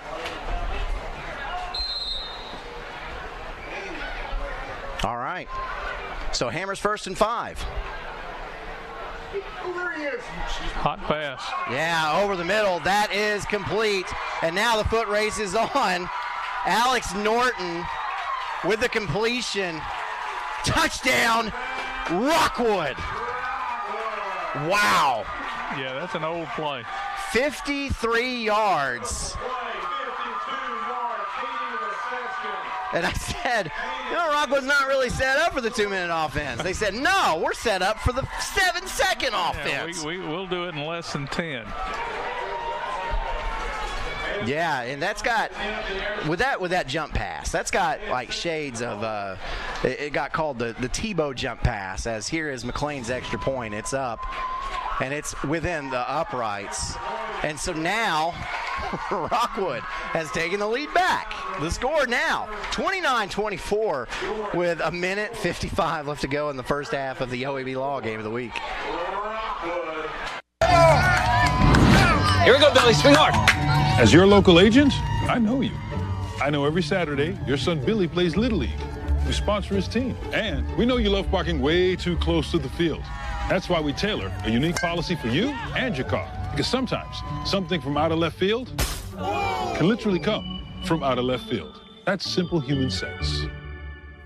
Ask Griffin Insurance Agency in Kingston if auto owners make sense for you. Back in the OEB Law Game of the week, getting set for Davis Funeral Home kickoff. Davis Funeral Homes is, they're really hitting the lottery tonight with that advertisement, sponsoring our kickoffs. They've got 2 locations to serve you, Wartburg and Harriman, and now an onside kick. We had a chance at that too. And Harriman recovers. Woof. Wow. Woof. Wow, we're pulling all the stops out, man. We're going to run this thing as hard as we can run it tonight. Recover on number 4, Sean Wells. It'll be 1st and 10 for the Blue Devils. Ball at midfield. See if we can get a Chuck Fleischman replay of that onside kick. It caught me off guard, buddy. I didn't see it coming. I was expecting a squib of some sort, but that was a nice onside. Rockwood had a shot at it. Yeah. They really did. Well executed. And for Harriman, Nathaniel Harris, a sophomore, getting that one. So here is Anderson. Christ beside him. Christ gets the handoff. Cuts it back inside, and Christ again gets into the open field and goes out of bounds inside the 40. That is a pickup of 12, and that's enough for a Hammers 1st and 10. He is so elusive when he gets in the open field. Gracious. Like, I'm watching this game, and I'm thinking, like, Harriman has 1 win? Yeah,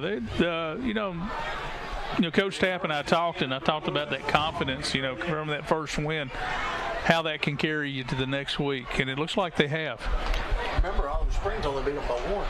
That's right. Yeah, Harriman was beaten by Oakdale by 2, beaten by Wartburg by 3, beaten by Oliver Springs by 1.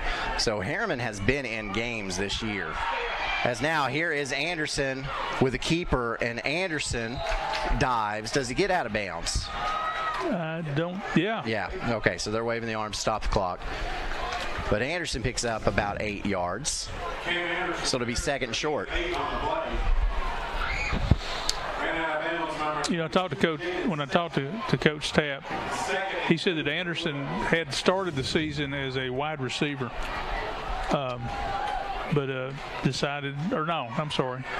that Christ had started as a wide receiver and moved him to running back a couple weeks ago. And felt like that was a good move. Yeah, here's Anderson on the keeper up the middle, and Anderson doesn't get it. And Anderson might be hurt. He went down kind of strange. He's up. He gets up slowly, and he hobbles a little bit, but he did go down awkwardly. So we'll see it on the Chuck Fleischman replay. Ooh. Yeah. Ooh. And see, Anderson's grabbing his hip, but you see right there, it's like, man, that's putting a lot of pressure on some ligaments in the knee. But yeah, the ankle, the knee, the hip, all are tied together. So a 3rd and 1, under a minute left to play, and now we've got a stoppage. So I think Coach Webb saw what they were lined up in, wanted to call a timeout, make sure his team gets the right defensive play in. So this timeout is brought to you by Patterson's Appliances. They service what they sell with in-house factory-trained appliance service technicians.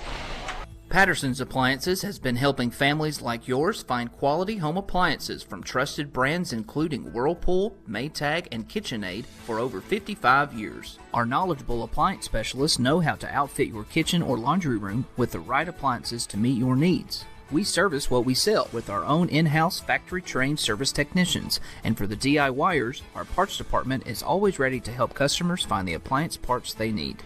Patterson's Home Appliances. Because we care. So back at the OEB Law Game of the Week, 3rd and 1. Under a minute left to play in this first half. Back and forth, remember. Rockwood will get the ball to start the second half. Coming up at halftime, we should have a couple of band performances for you. I don't know if you took the over-under on this thing. I think if you took the over, you're in good shape tonight.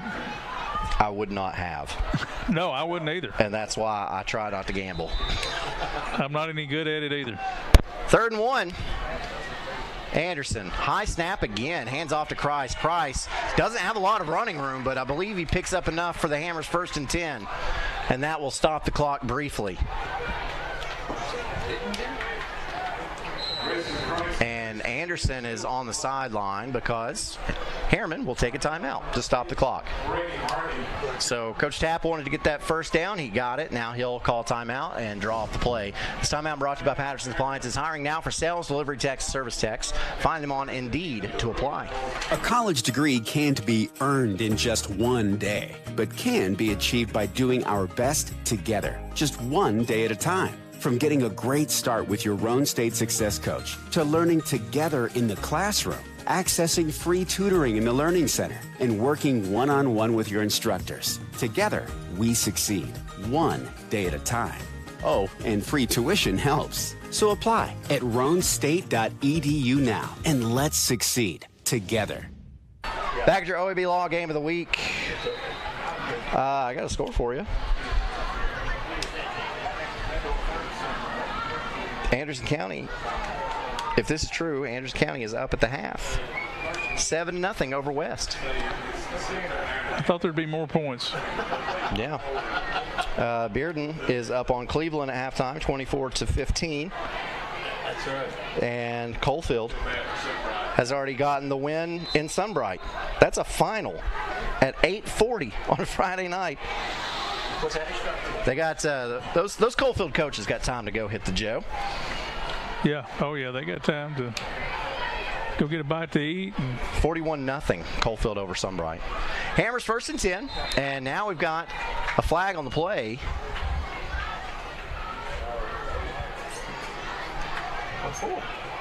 I don't know. I'm not sure what's going on. The play clock was not down. It was at 5. Yeah, so it's not that. Oh, never mind. Oh, man. Well, I think. And Cam Anderson can't believe it. But here we go. Okay. No harm, no foul on the play. Anderson is going to chuck this up to the end zone, and that pass is incomplete. And, wow. Yeah, you got some Rockwood fans that are saying that should have been an offensive pass interference. I don't really disagree. Yeah, he got his hands up. He created space right there. That was intended for Hansen, and you'll see on the Chuck Fleischman replay here.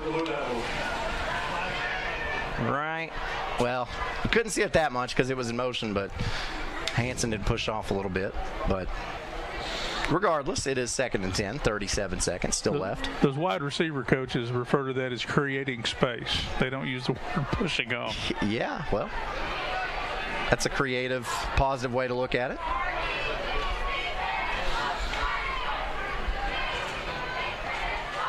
Anderson takes a snap, and again under pressure, and again throws this one up in the air. He's got a guy there! That is Christ! Christ is in the end zone! Goodness. Touchdown, Harriman! How did he get so wide open? Wow. Just hit a seam route right up the left edge. And see, Anderson on that play, he just threw the ball up where he thought Christ would end up. Christ wasn't there, and he just squirted out from the backfield. Nobody had him, and he threw it to a spot. Christ runs right under it. Touchdown, Harriman. And now the Blue Devils, again, for the 5th time in this game, will attempt a 2-point conversion. Another lead change. Unbelievable. So Anderson with Christ in the backfield. Hands off to Christ. Christ follows some blockers. And again, Christ is stopped short. But again, Harriman with a 1-point lead. It's the Blue Devils 30, Rockwood 29, with 27 seconds left to go in this first half of your OEB Law Game of the Week.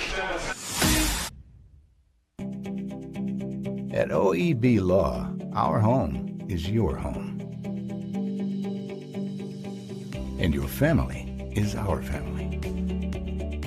And down here, family takes care of family. Giving back and helping out whenever needed. OEB Law is proud to be from East Tennessee. OEB Law feels like home. Back at the OEB Law Game of the Week. And now we'll get to see if Rockwood can run a 27-second offense. We'll see what happens. This kickoff sponsored by Davis Funeral Homes. Davis Funeral Homes, 2 locations, Harriman and Wartburg. I'm not counting anything out. No, me neither. So high, just ugly spiral goes out of bounds. So they're saying this one goes out of bounds at the 35. Does that mean that they're going to spot it at the 40? They should add 5 yards to wherever it went out of bounds, I guess. Now, if it's deeper than that, of course, they come out to the 35. But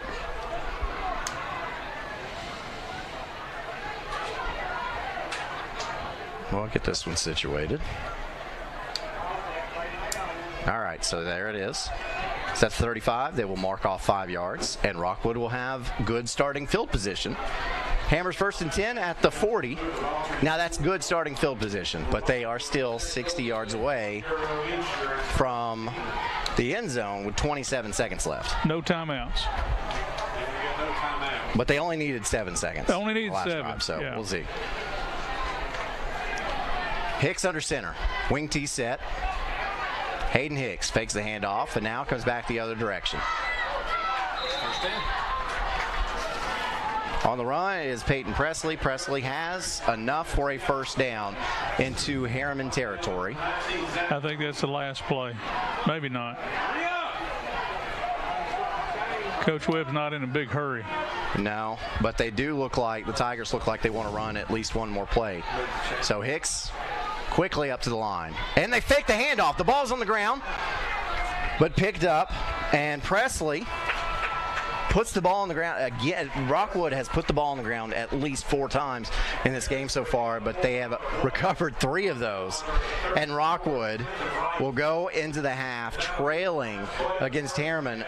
The score is 30-29. The last time Harriman scored 30 points or more was back in 2014, and Harriman won that game 31-0. I'm sorry, that's 2016. I believe that was the same year that the Harriman basketball team went on to win a state championship. So I believe that you had Joe Pace back there at quarterback, and Harriman shut out Rockwood 30-0. Well, now you got Harriman leading in this one, 30-29. It's halftime. We'll see some bands come on the field.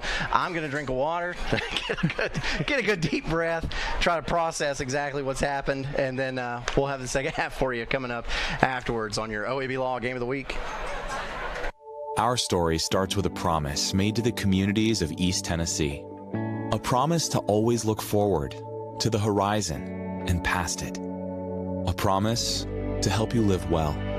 At Covenant Health, whenever you enter one of our hospitals, visit any of our physicians, or talk to us on the phone, we will welcome you and your family as one of our own. Because it's about you, and it's about time. Covenant Health. For every moment.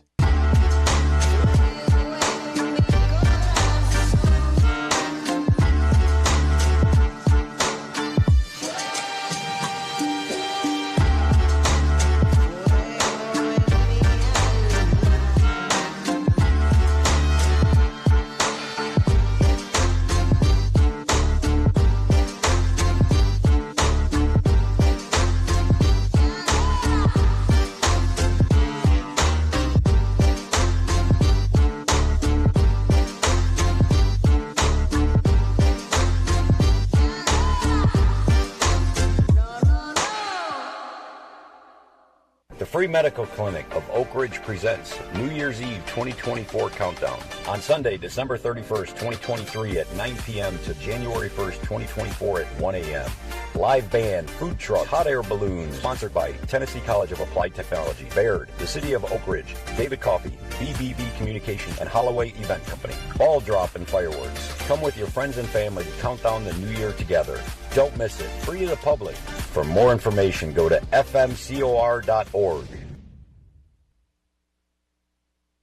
What was hot? 3, 2, 1, blast off.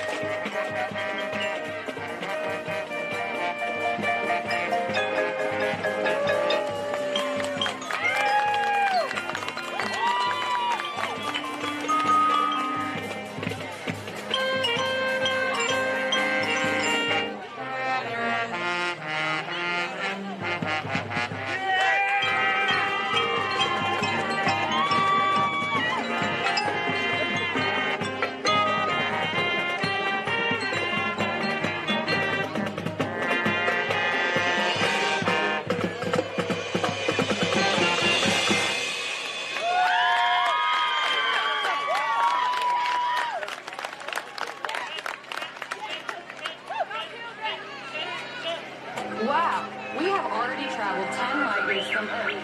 We need to find a new station. I wonder what was popular on the radio 10 years ago.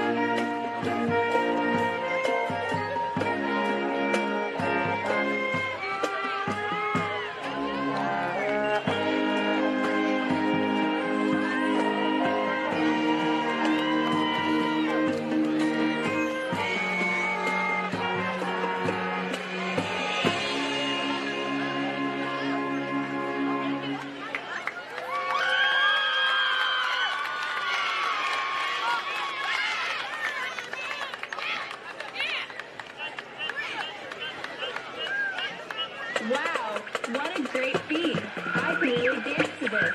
Is this what they really listened to 40 years ago?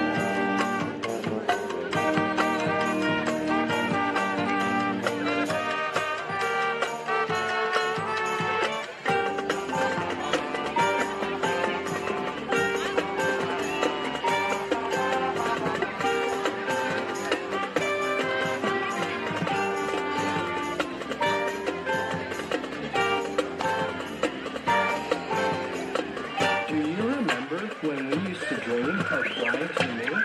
Look, we are 70 light years from Earth.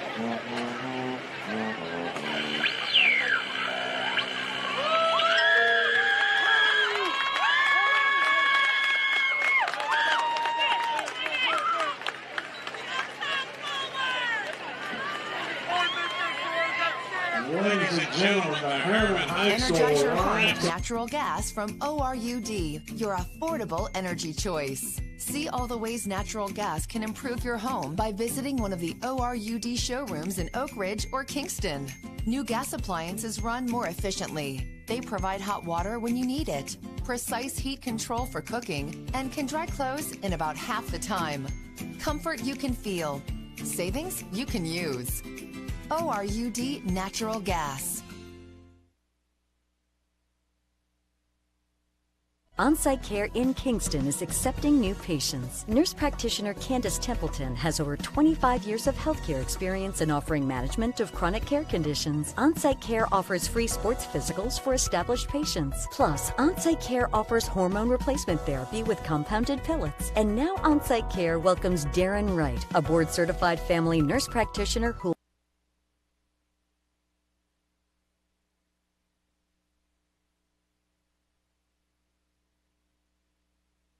On-Site Care in Kingston is accepting new patients. Nurse practitioner Candace Templeton has over 25 years of healthcare experience in offering management of chronic care conditions. On-Site Care offers free sports physicals for established patients. Plus, On-Site Care offers hormone replacement therapy with compounded pellets. And now On-Site Care welcomes Darren Wright, a board-certified family nurse practitioner who will be accepting new patients. Call 865-285-9588 to schedule an appointment at On-Site Care.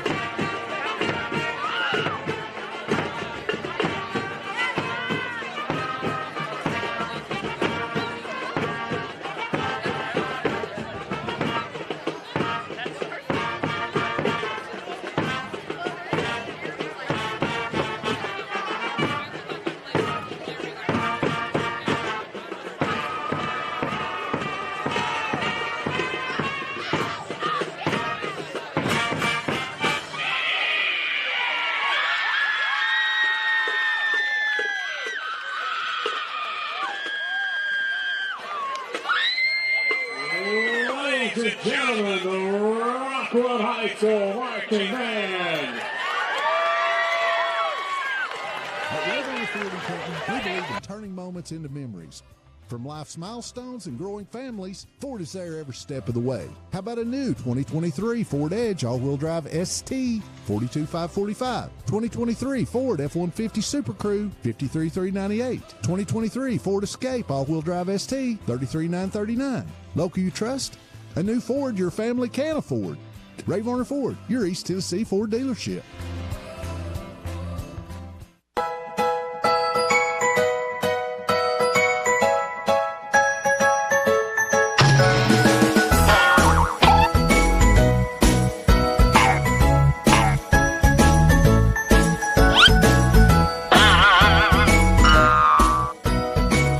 Don't dig blind. Buried utilities are everywhere. Always contact 811 before you dig to have your utilities marked. Pre-planning it makes the process just so much easier for the family. It relieves them of having to make some difficult decisions at a bad time. I've made arrangements with hundreds of families that I have never had a family come in and say, gee, I wish Mom hadn't have done this. Pre-planning, I think, is one of the best things you can do for your family, just to alleviate those concerns. At Ferris, we want you to get the most out of your time and end each day feeling good. That's why we pioneered exclusive lawnmower suspension technology, allowing for full-speed mowing, even over the roughest terrain. Grow your business by getting more done in less time with Ferris. Ferris. Work hard, feel good. Found exclusively at independent Ferris dealers. At OEB Law, our home is your home. And your family is our family. And down here, family takes care of family. OEB Law feels like home.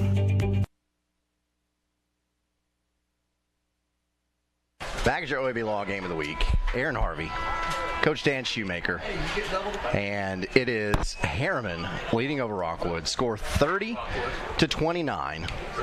at halftime. At halftime, yeah. We've been given stats, and it looks like Rockwood has 211 rushing yards in the first half, but it looks like Harriman has 292.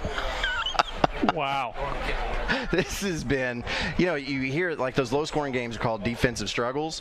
This is an offensive struggle. This has been, the defenses have been struggling. Yeah. That's for sure. So, and then, look, the fog has rolled in, and so, yeah, that's not a smoke machine that one of the bands put out. That is fog. And so that's it.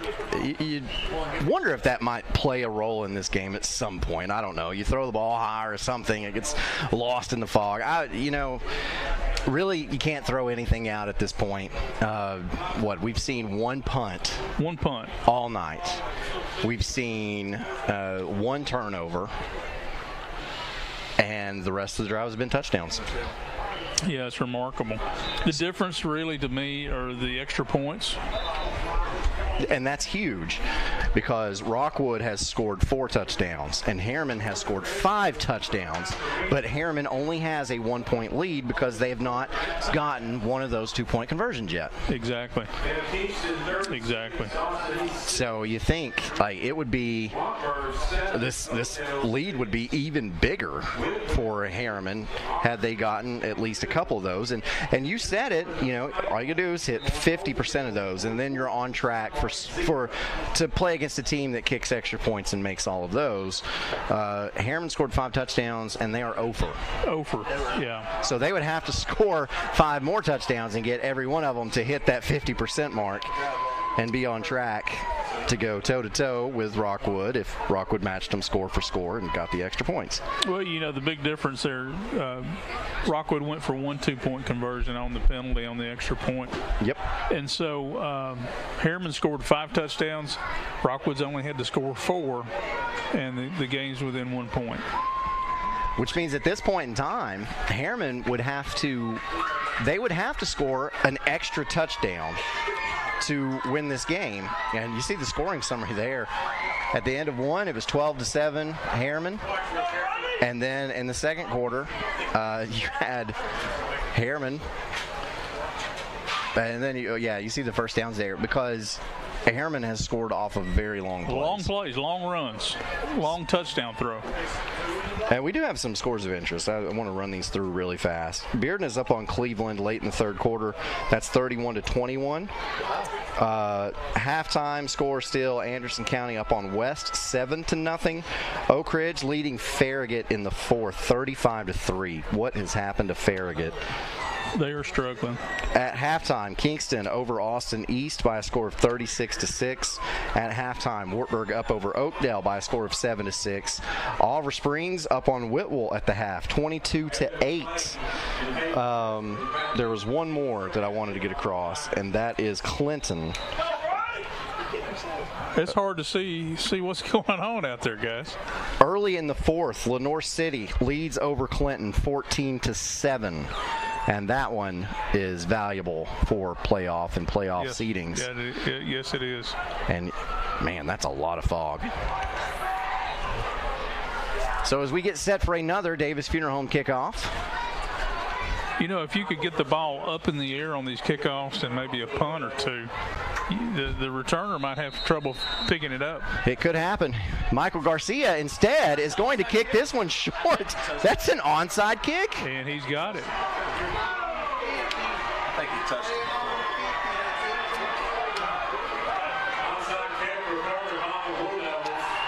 it. The officials talking about it. We don't have an official. Yep, now we do. It is a Hammers 1st and 10, Harriman. The ball has to travel 10 yards before it can be touched. Perfectly executed right there. Perfectly executed. That's the second onside kick attempt that we've seen this game. The first one by Rockwood. And now Harriman quickly back up to the line to run this play. Cam Anderson. Christ beside him. Christ gets the handoff. Tries to get the edge and is brought down for a 2-yard loss on the play. And we've not said that much tonight. No, you could see as he was trying to get to the edge,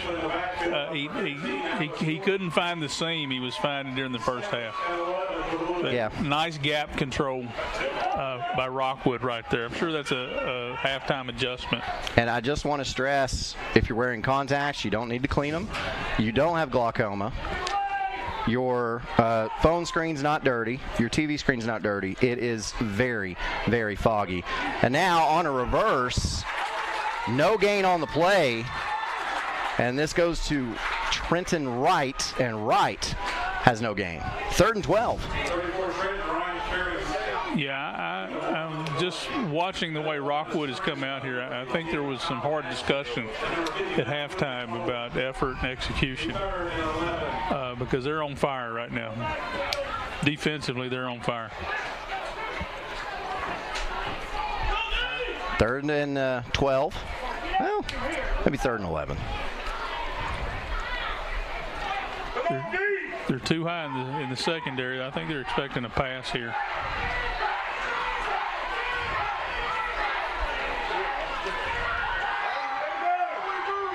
Oh. Cam Anderson, and we've got flags on the play. We weren't set on the offensive side of the ball. Wow. So that's a false start on Harriman, and we've got a scoring update. 3:34 left to go in the third. Anderson County called for an intentional grounding in the end zone, which means that's a safety, and West has the ball at the 50-yard line. Mavericks lead over the Rebels 7-2. 7-2. If you took the under in that one, I think you're good. And again, I would not have. And so, again, this is why I don't gamble very much. And Travis Tapp is furious. He runs out on the field to call a timeout. He didn't like what his team was doing. So this timeout brought to you by Patterson's Appliances. Follow them on Facebook for appliance specials, job postings, and more. At OEB Law, our home is your home.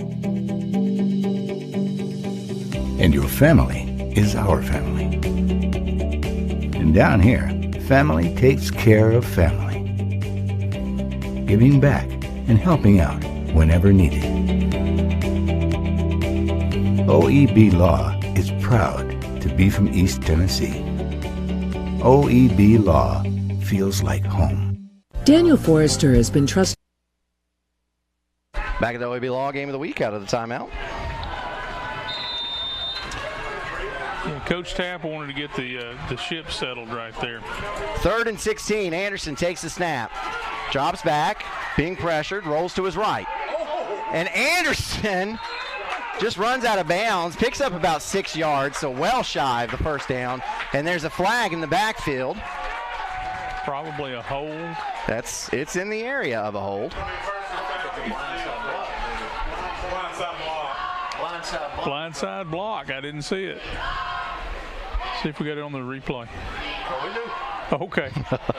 Brad tells me we do. Personal foul. It is a crackback block. All right, so. Boom. Oh, yeah. There it was. It sure was.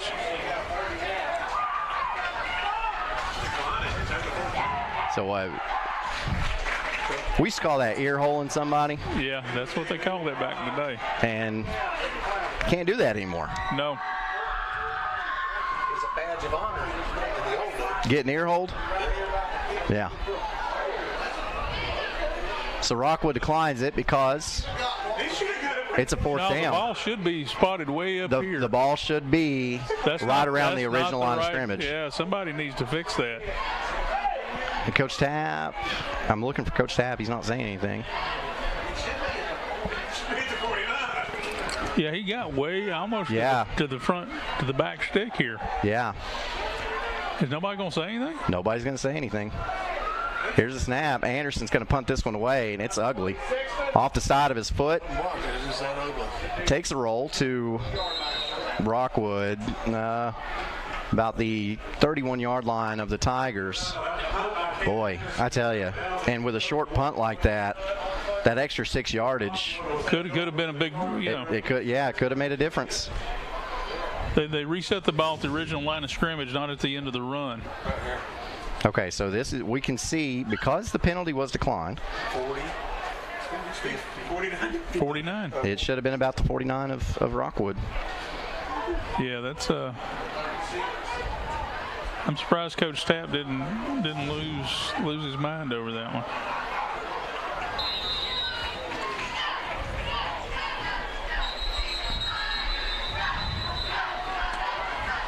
Now we got a stoppage and play again. False start on Rockwood. That'll back the Tigers up 5 yards. It'll be a Hammers 1st and 15. So now they've got a net one. They're down here. That's right. That's right.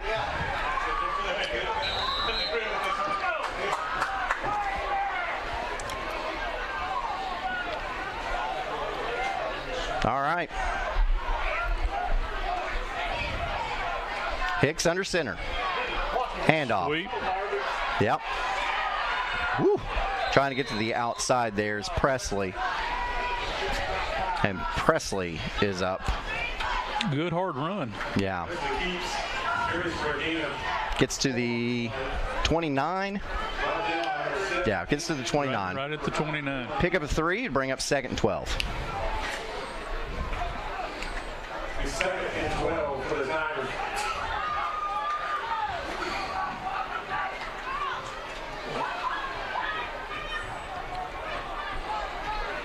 Back in that wing tee. Hicks. Hands it off to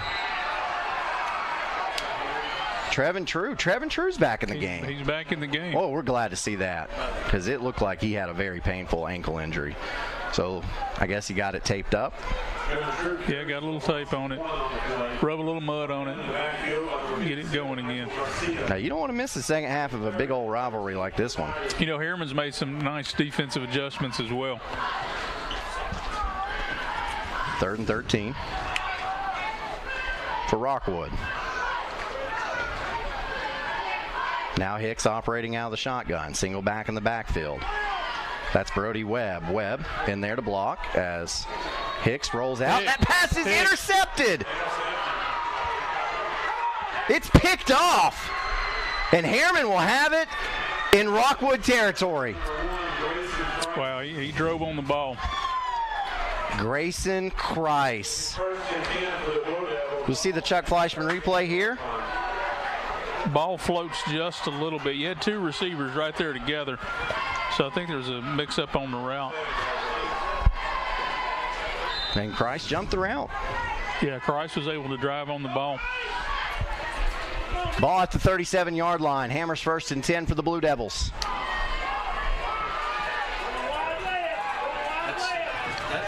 We got a substitution violation. He broke the huddle with 12. And here is Christ with the carry. Christ breaks tackles. He gets up the sideline. He is in the end zone. Touchdown, Harriman. 37 yards. Grayson Christ. Wow, they broke the huddle with 12. No flag. Score a touchdown. That's about what we've come to expect tonight. Because remember, Rockwood's first touchdown actually should have been penalized for an offsides or the little flinch, a false start, and they weren't. And this time, Harriman should have been penalized. So now, Anderson, a tight pistol there, stacks on either side, and we've got a flag on the play. We're calling it the wrong time. Dead ball, false start on Harriman. So this is the second time that Harriman has been penalized on a 2-point conversion try. And again, we've got another Harriman score with no first down. What a wacky game. Another long run. But see, now it's funny, if Harriman doesn't get this, then Rockwood is 7 points away, and then you're just, you're kind of back on track again. Anderson rolls to his left. Thinking about keeping it himself, he will. He dove for the pylon, and he's going to be called out. The official said he was out.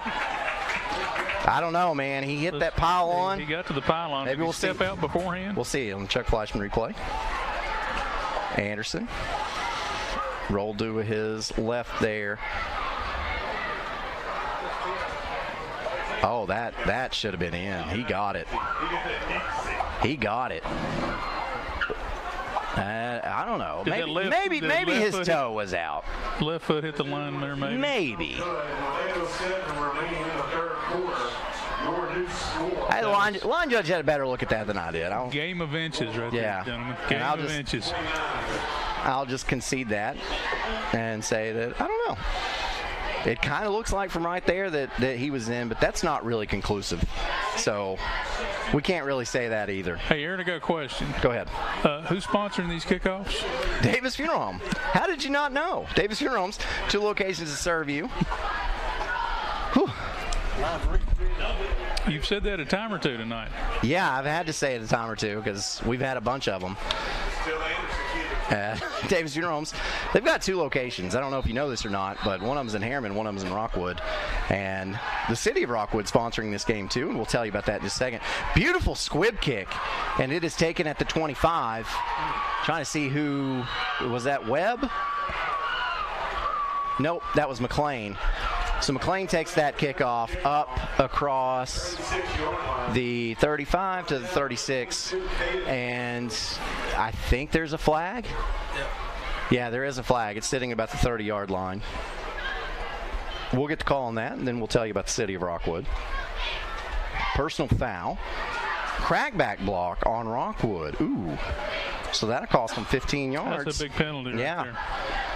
Well, Mayor Jason Jolly and the Rockwood Council members, that includes Coach Larry Davis, Steve Bryant, Peggy Evans, April Faust-Wilson, Mike Fuller, and Mike Reed. They're all big fans of the Rockwood Fighting Tigers. Hope they have a winning season this year, and will be in the playoff picture at the end of the regular season.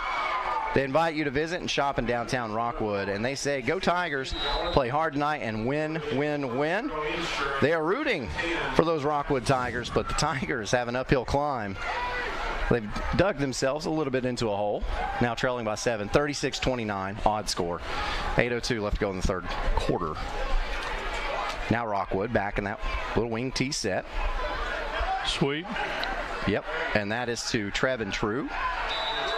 And True looks like picks up 3 yards maybe. He's back, but I think he might be just slowed a little bit. The ankle's bothering him just a little bit, I think. Yeah, I think you're right.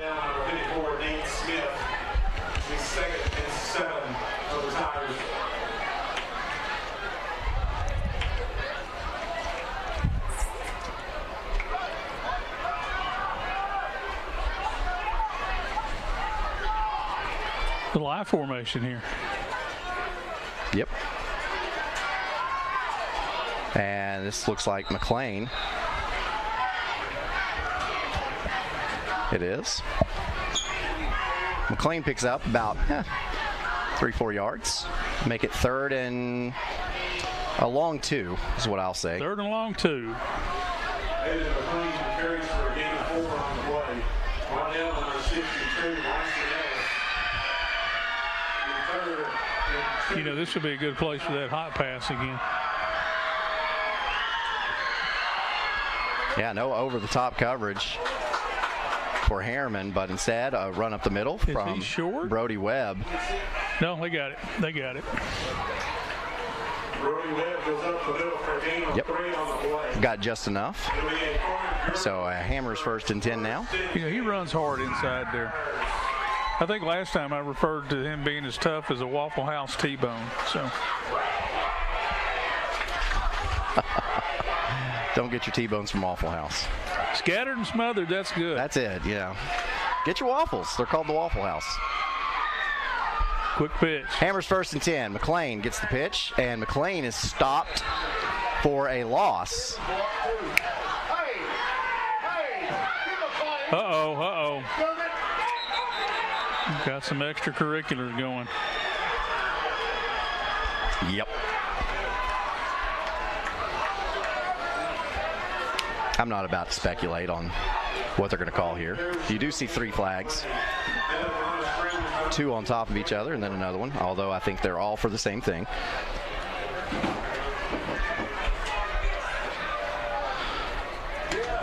I didn't see what led to that. I didn't either. Dead ball. Personal foul. On Rockwood. Dead ball. Oh. 2nd down. All right, so we'll see the Chuck Fleischman replay. Because I think some of these Rockwood fans thought that Harriman should have been penalized for 1 first. I'm not exactly sure what happened. Oh, nothing. It didn't look like. Okay, so number 50 there on your screen did something that McLean didn't like. And I don't know what it was. I didn't see it. That was Braden Ward. Maybe said something, did something. You can never tell. No. Did something to set McLean off. But McLean got up and was upset. Yeah. So Rockwood now with 2nd and very long. They've got to make the 37. Handoff up the middle. And Peyton Presley gets a pretty good gain on that 2nd down, all things considered. They're playing that play a lot better now. The first half, those were long 20, 30-yard runs. Yep. All right, so they've got it back up to the 24-yard line. So it'll be 3rd and 13.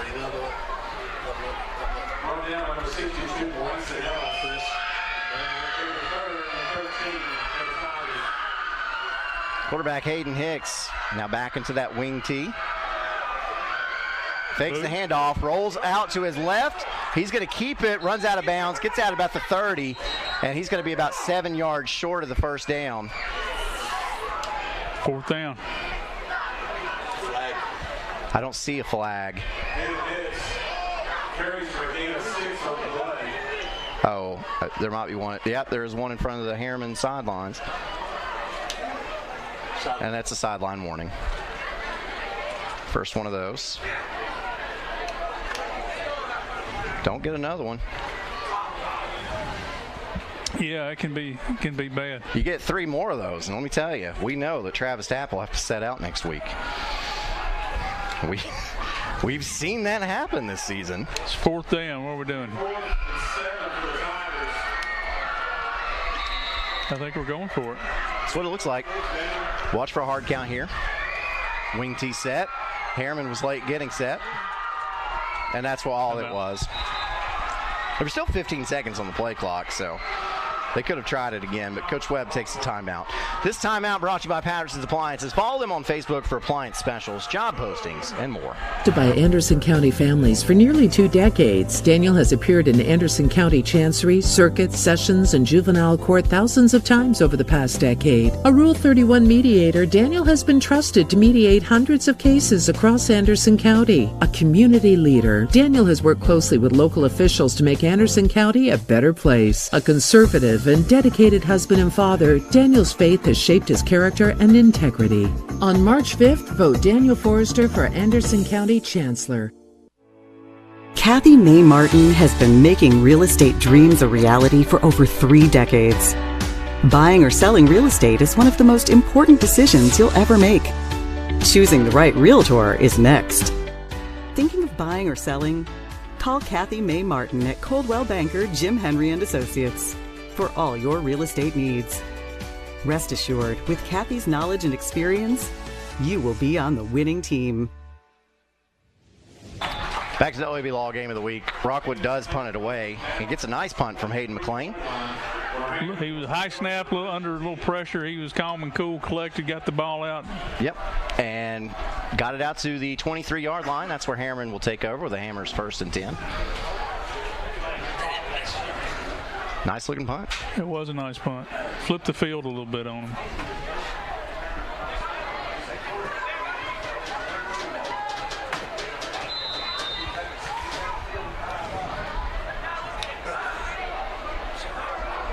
Harriman with a Hammers 1st and 10. Cameron Anderson hands it off. Grayson Kreis. Kreis is bottled up and dropped in the backfield. Yeah, that play's been good to him tonight, but that time Rockwood had it pretty well diagnosed.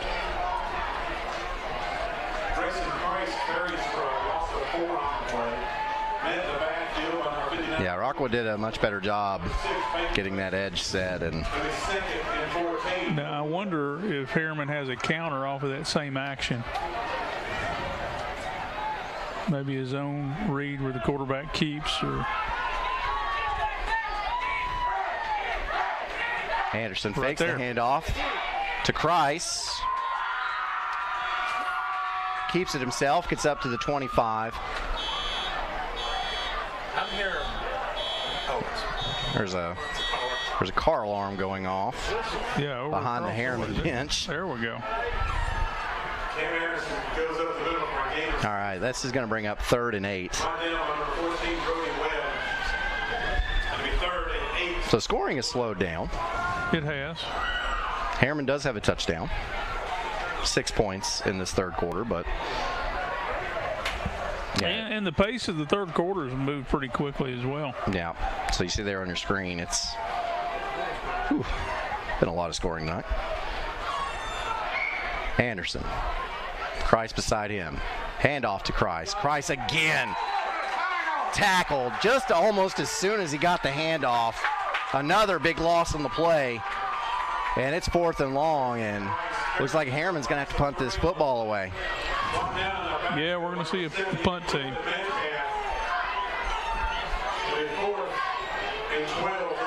And something you got to watch out with, you see this a lot with a lot of these smaller schools, is your punter is also one of your best skill players. And that's the case for Harriman, as Cameron Anderson is your punter. This punt is away, though. It will take a Harriman bounce and caught off of a bounce, and that is Hayden Hicks.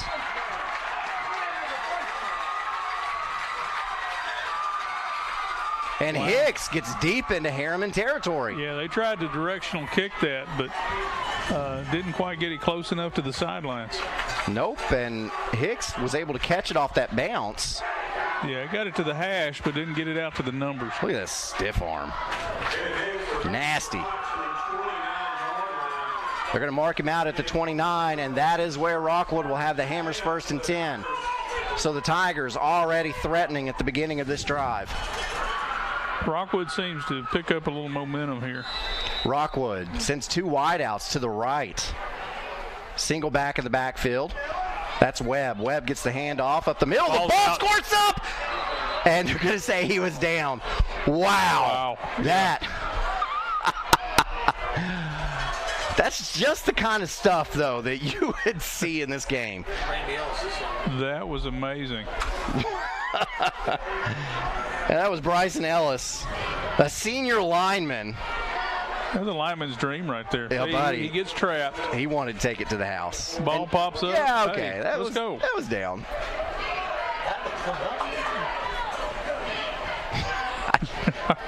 I don't understand. I'd have kept running. I don't understand. They'd have gave me a 5-yard delay game penalty or something. It took so long to get there, but I'd have kept running. Quick pitch. Trevin True.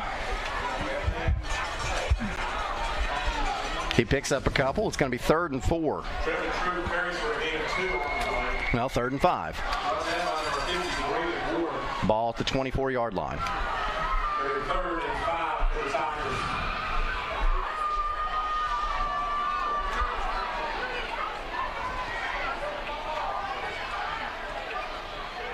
Hicks takes the snap, fakes the handoff now with that sweep play. And that's Presley. The wingback counter inside there. That's been a good play for them. Yeah, we've seen that a lot. Presley coming from that wingback spot.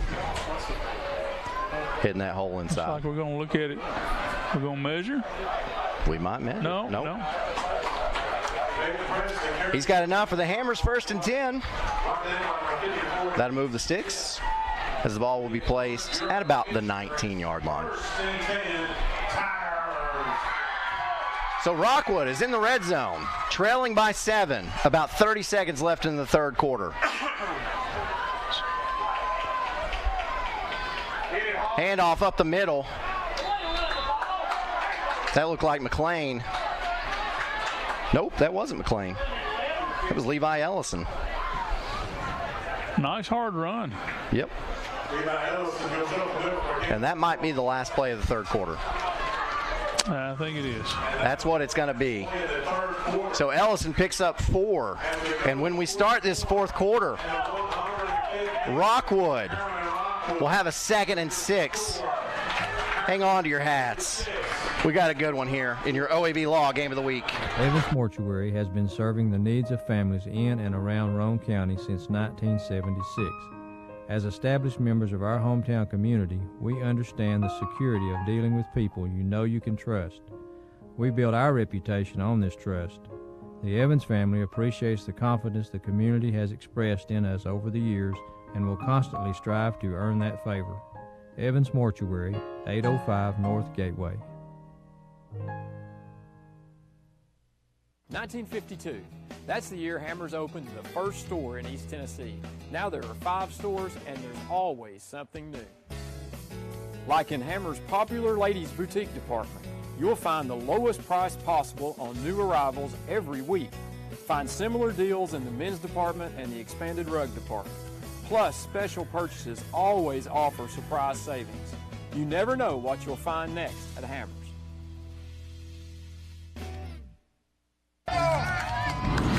Here we go, Billy. Swing hard. As your local agent, I know you. I know every Saturday you're so. Back at the OEB Law Game of the Week as we get set to start this fourth quarter. Rockwood 15 yards away from having a chance to tie this up. 2nd and 6.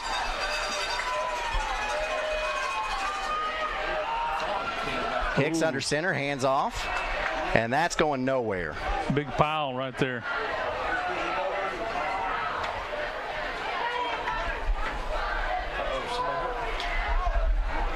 I believe that's got one getting up slow. Yeah, I believe that was Presley, this time coming from the backfield. And yeah, we're going to have an injury on the play.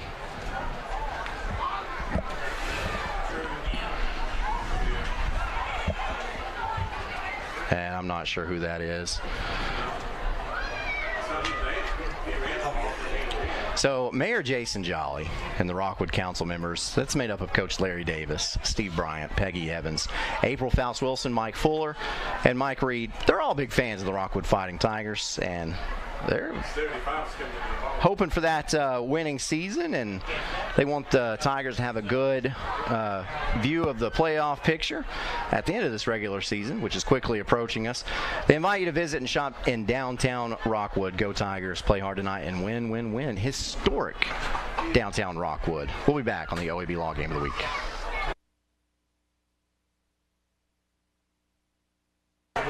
And we're back on the OEB Law Game of the Week. Never mind. Yeah, we thought we were going to have a little bit longer of an injury there, but we're glad that we don't. As injured on the play was Griffin Metcalf, a senior offensive lineman for this Rockwood team. He plays that right end position, too, on defense, and has played a really pretty good game both sides of the ball tonight.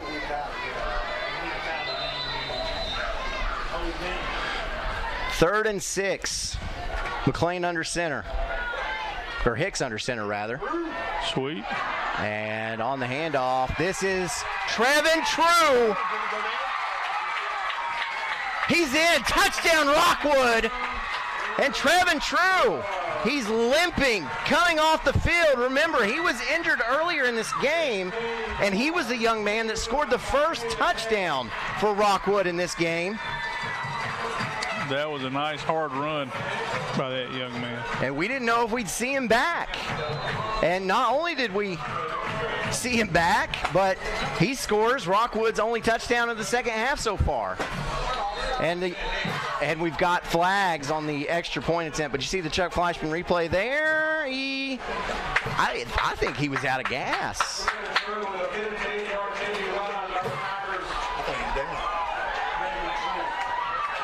Maybe the ball was across when his knee hit. That's he's got to extend it. Yeah. So looks like the offense is retaking the field here. Yeah, and that is huge. That is huge because a successful two-point conversion here gives Rockwood the lead. Hicks under center, takes the snap, handoff, looking for the edge, and finding it. That is Jaden Davidson. And Rockwood doesn't tie this game up. The Tigers take the lead with 11:28 left in the ball game. The second converted two-point conversion for Rockwood tonight. Harriman had 6 touchdowns and no converted two-point conversions. Whew. Wow, what a game. The OEB Law Game of the Week. Here we go, Billy. Swing hard. As your local agent, I know you. I know every Saturday your son Billy plays Little League.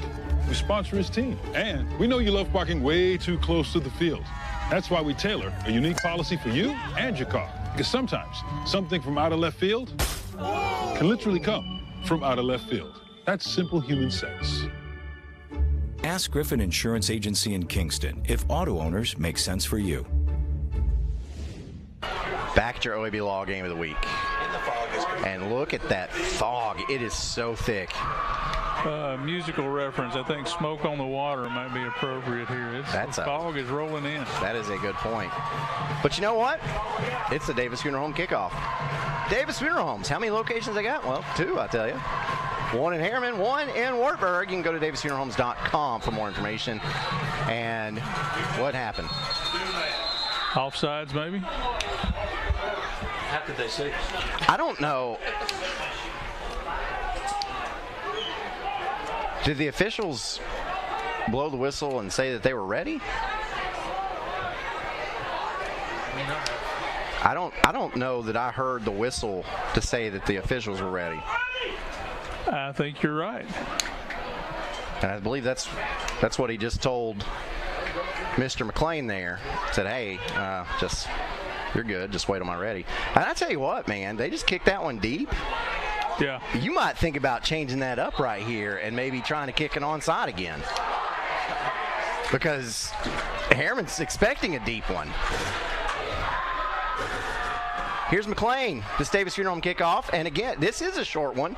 It takes a nice bounce for Rockwood, but it is recovered. Well, they were listening to you, Aaron. They got away from the deep one right there. They sure did. Because the kickoff that didn't count was the best looking kickoff we've seen all night. Of the night, yeah. We've had so many varieties of kicks tonight. And speaking of Wright, that was Trenton Wright that jumped on that football. So we'll have a Hammers 1st and 10 at the 34-yard line.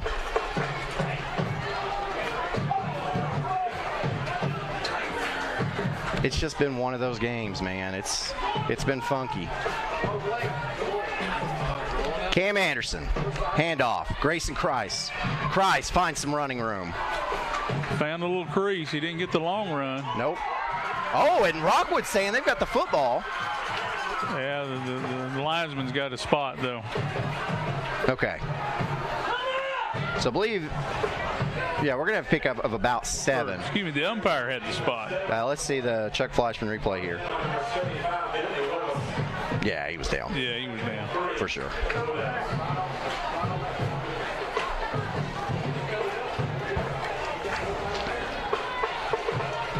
I don't know, though. You got to try to sell it. Oh, yeah. You never know.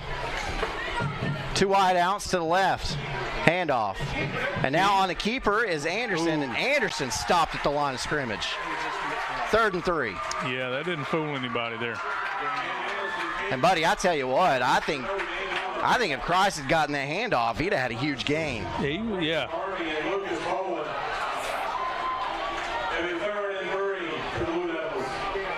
Because they had 2 wide receivers, Harriman did, lined up to the left, and nobody on the right. And if Christ can make a guy miss, which he's been doing all night long, then he might could have taken it to the house. Big 3rd down here. This is a big play. 3rd and 3. Now 2 wide outs to the right. Christ up the middle. Inside. He should have the first. He's got it. He's got the Hammers 1st and 10.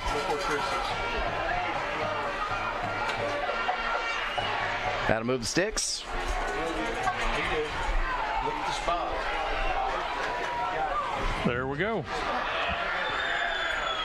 So nothing fancy there. Grayson Christ, man, it's started out as a wide receiver. That's hard to believe. And that might be the secret to Harriman's success. That little move right there might have just made the entire difference for the rest of this season. I think so. Anderson, little reverse play. Got hit the line of scrimmage. Yeah, that went to Wright. And Wright gets back up to the line of scrimmage. I believe that's where they'll mark his forward progress. And it'll be 2nd and 10. That was a little counter off the sweep action that I was thinking about. Didn't fool Rockwood at all.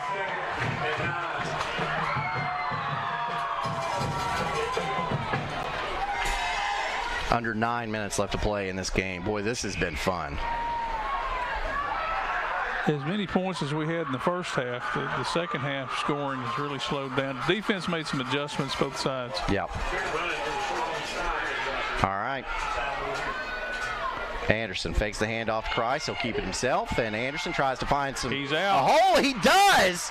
Anderson's got enough for another 1st down. He's got some quick, too. Yeah, they're jawing a little bit. See the Chuck Fleischman replay here? Now, he didn't get around the edge. He found a crease up inside, but when he did, he got through. Does a nice cutback. So Anderson County's come up with a third down stop, forces a punt against West. With 2:17 to go, the Rebels lead the Mavericks 8-7. Wow.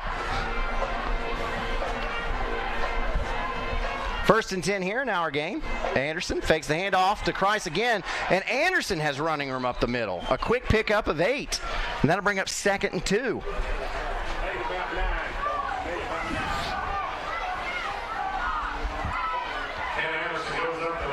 I'll tell you the other thing Harriman is doing right here is they're using some clock. They're keeping the Rockwood offense off the field. And if they can figure out how to score last in this game, they may win it. And that's something that did not happen in the first half. No. That ain't going to happen. And Anderson with a keeper again. Yeah. And, boy, he'll have close. I believe he's got it. Yeah, he's got the first down, I believe. Team that's going for 2 ready to play. Whitehead says first down. Yep. So Elva Hammers 1st and 10 ball will be spotted at the 31-yard line. So Harriman driving.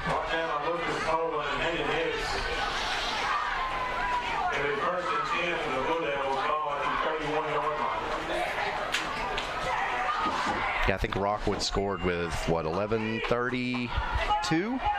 Yeah. So Harriman's had the ball ever since. Quite easily the longest drive of the game for the Blue Devils, time-wise. So here's a handoff to Kreis. Kreis looks for running room. My goodness. They're not going to let him outside. Kreis and Anderson are slippery, though. They are. See the Chuck Fleischman replay. It just, look at that. He just doesn't need a big hole. Just needs a little bit of room. So that was a pickup of 4. Brings up 2nd and 6. Yeah, I remember reading a biography when I was a kid about Gale Sayers. You know, he said, all I need is 6 inches of daylight.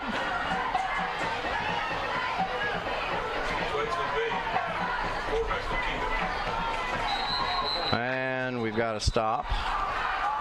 A whistle from the line judge. Dead ball, false start on Harriman. Ooh, that puts you off schedule. Yes.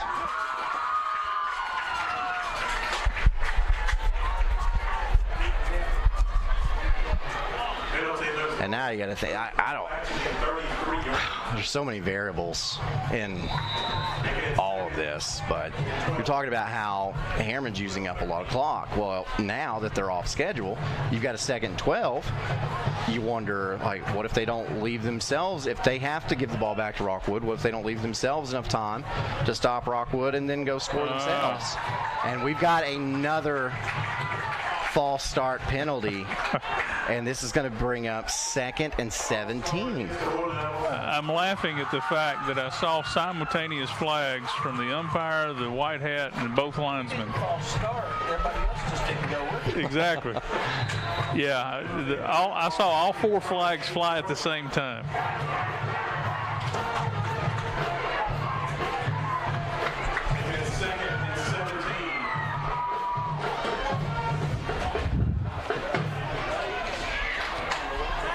Now, this does put you behind schedule. For sure. And now, Coach Tapp takes the timeout. Want to make sure you get the right one drawn up now, as we are more than halfway through the 4th quarter. Rockwood leads at 37-36. Harriman in Rockwood territory. This timeout brought to you by Patterson's Appliances. Thank you for your support over 55 years. Patterson's Appliances has been helping families like yours find quality home appliances from trusted brands including Whirlpool, Maytag, and KitchenAid for over 55 years. Our knowledgeable appliance specialists know how to outfit your kitchen or laundry room with the right appliances to meet your needs. We service what we sell with our own in-house factory-trained service technicians, and for the DIYers, our parts department is always ready to help customers find the appliance parts they need. Patterson's Home Appliances, because we care. Back at the OEB Law Game of the Week, I'm just seeing a picture from Oakdale, and it's foggy. Someone posted on Facebook they don't even know who has the ball anymore. That's bad. Somebody's got it. Yeah, so they got to figure that out somewhere. Lenoir City is a winner over Clinton. 14-7 is the final. Second 17, Anderson drops back to pass. Looks like he might be trying to set up a screen.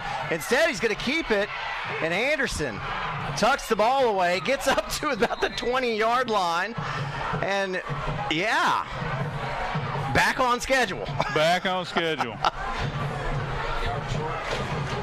Second and 17 turns into about a 3rd and 1. And that is Anderson just making things happen. They had good pressure on him. He just pulled it down and said, okay, I'll run it. They're saying he's a yard shy. So he had to have picked up 16 on that play. Ball at the 22. And, you know, they got 2 downs to get this. So. Yes. Anderson fakes the handoff to Christ, keeps it himself. Looks like he crosses the 20-yard line. We'll see. Falls forward. Because if he did, then that is a first down. And it is a Hammers 1st and 10. When the clock starts back up, we'll have 5 minutes left to go in this ball game. Harriman driving. Now, picture this scenario. Harriman scores, goes for 2, gets it. They have 44 points. Then Rockwood would have the ball. 7 points away from a tie. I'm just itching for an overtime game. You want that overtime? I want it bad. Christ. Hands off, nothing there. Gets back to the line of scrimmage. That'll make it 2nd 10.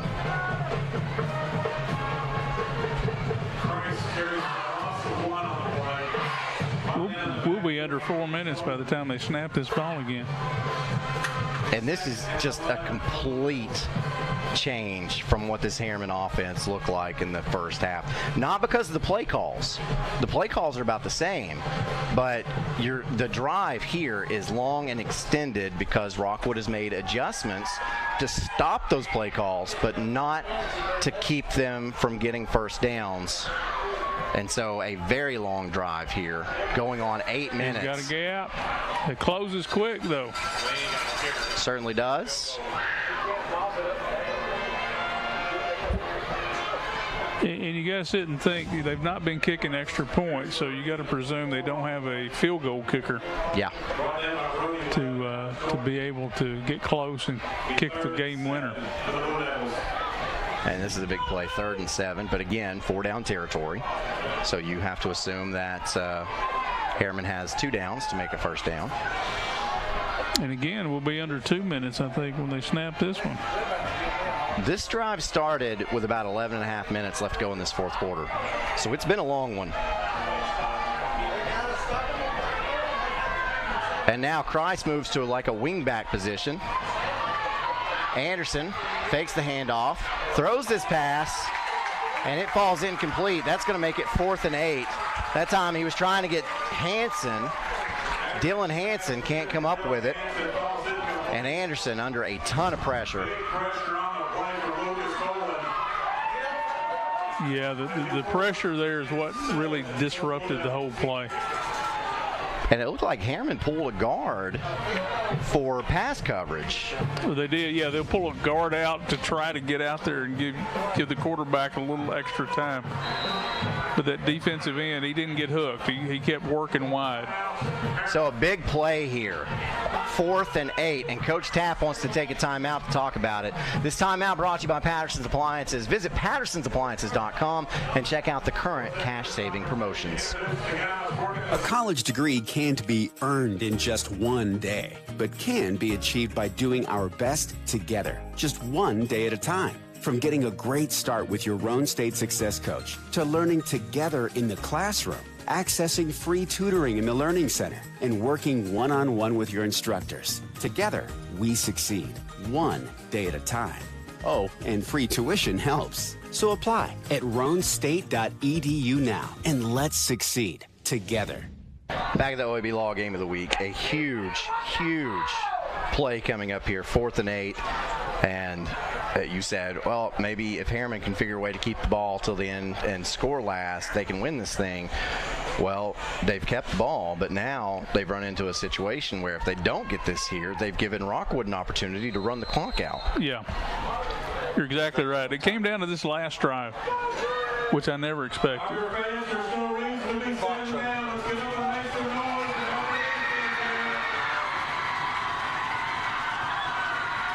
The Rockwood fans come alive. Hey, we're 4 wide here, guys. Now you got 5 seconds on the play clock. I don't know if they see that. And now you got a timeout. Coach Webb takes a timeout. I think maybe he didn't like what he saw out of his offense on this very big play. Coach Webb takes a timeout. This timeout brought to you by Patterson's Appliances, your small town appliance specialist with big box pricing and a fully stocked warehouse.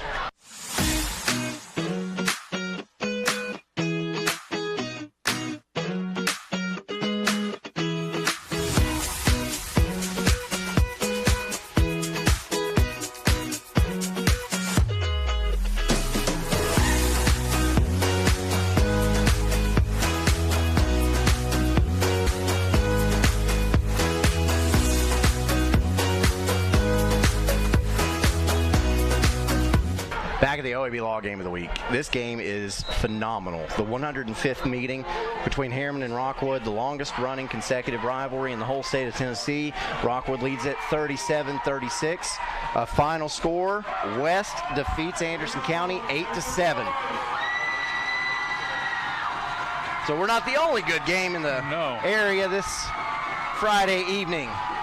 Big 4th down here. Cam Anderson takes the snap. He rolls to his right.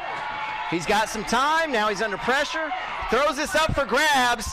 And that ball is knocked up into the air and knocked down. Turnover on downs. Wow. Rockwood is going to be able to take over.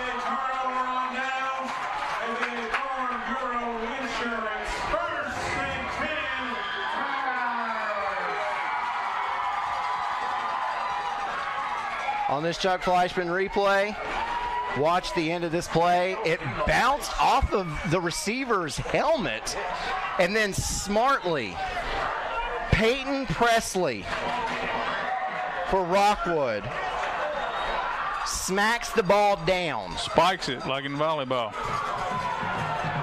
Comes up for the spike.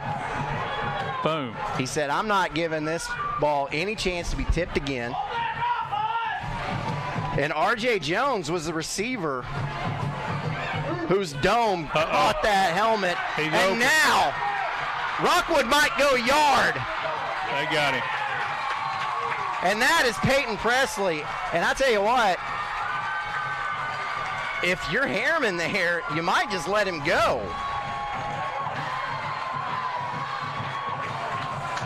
But Presley, it looks like, now Presley might have been tired, but he might have also slowed up right there.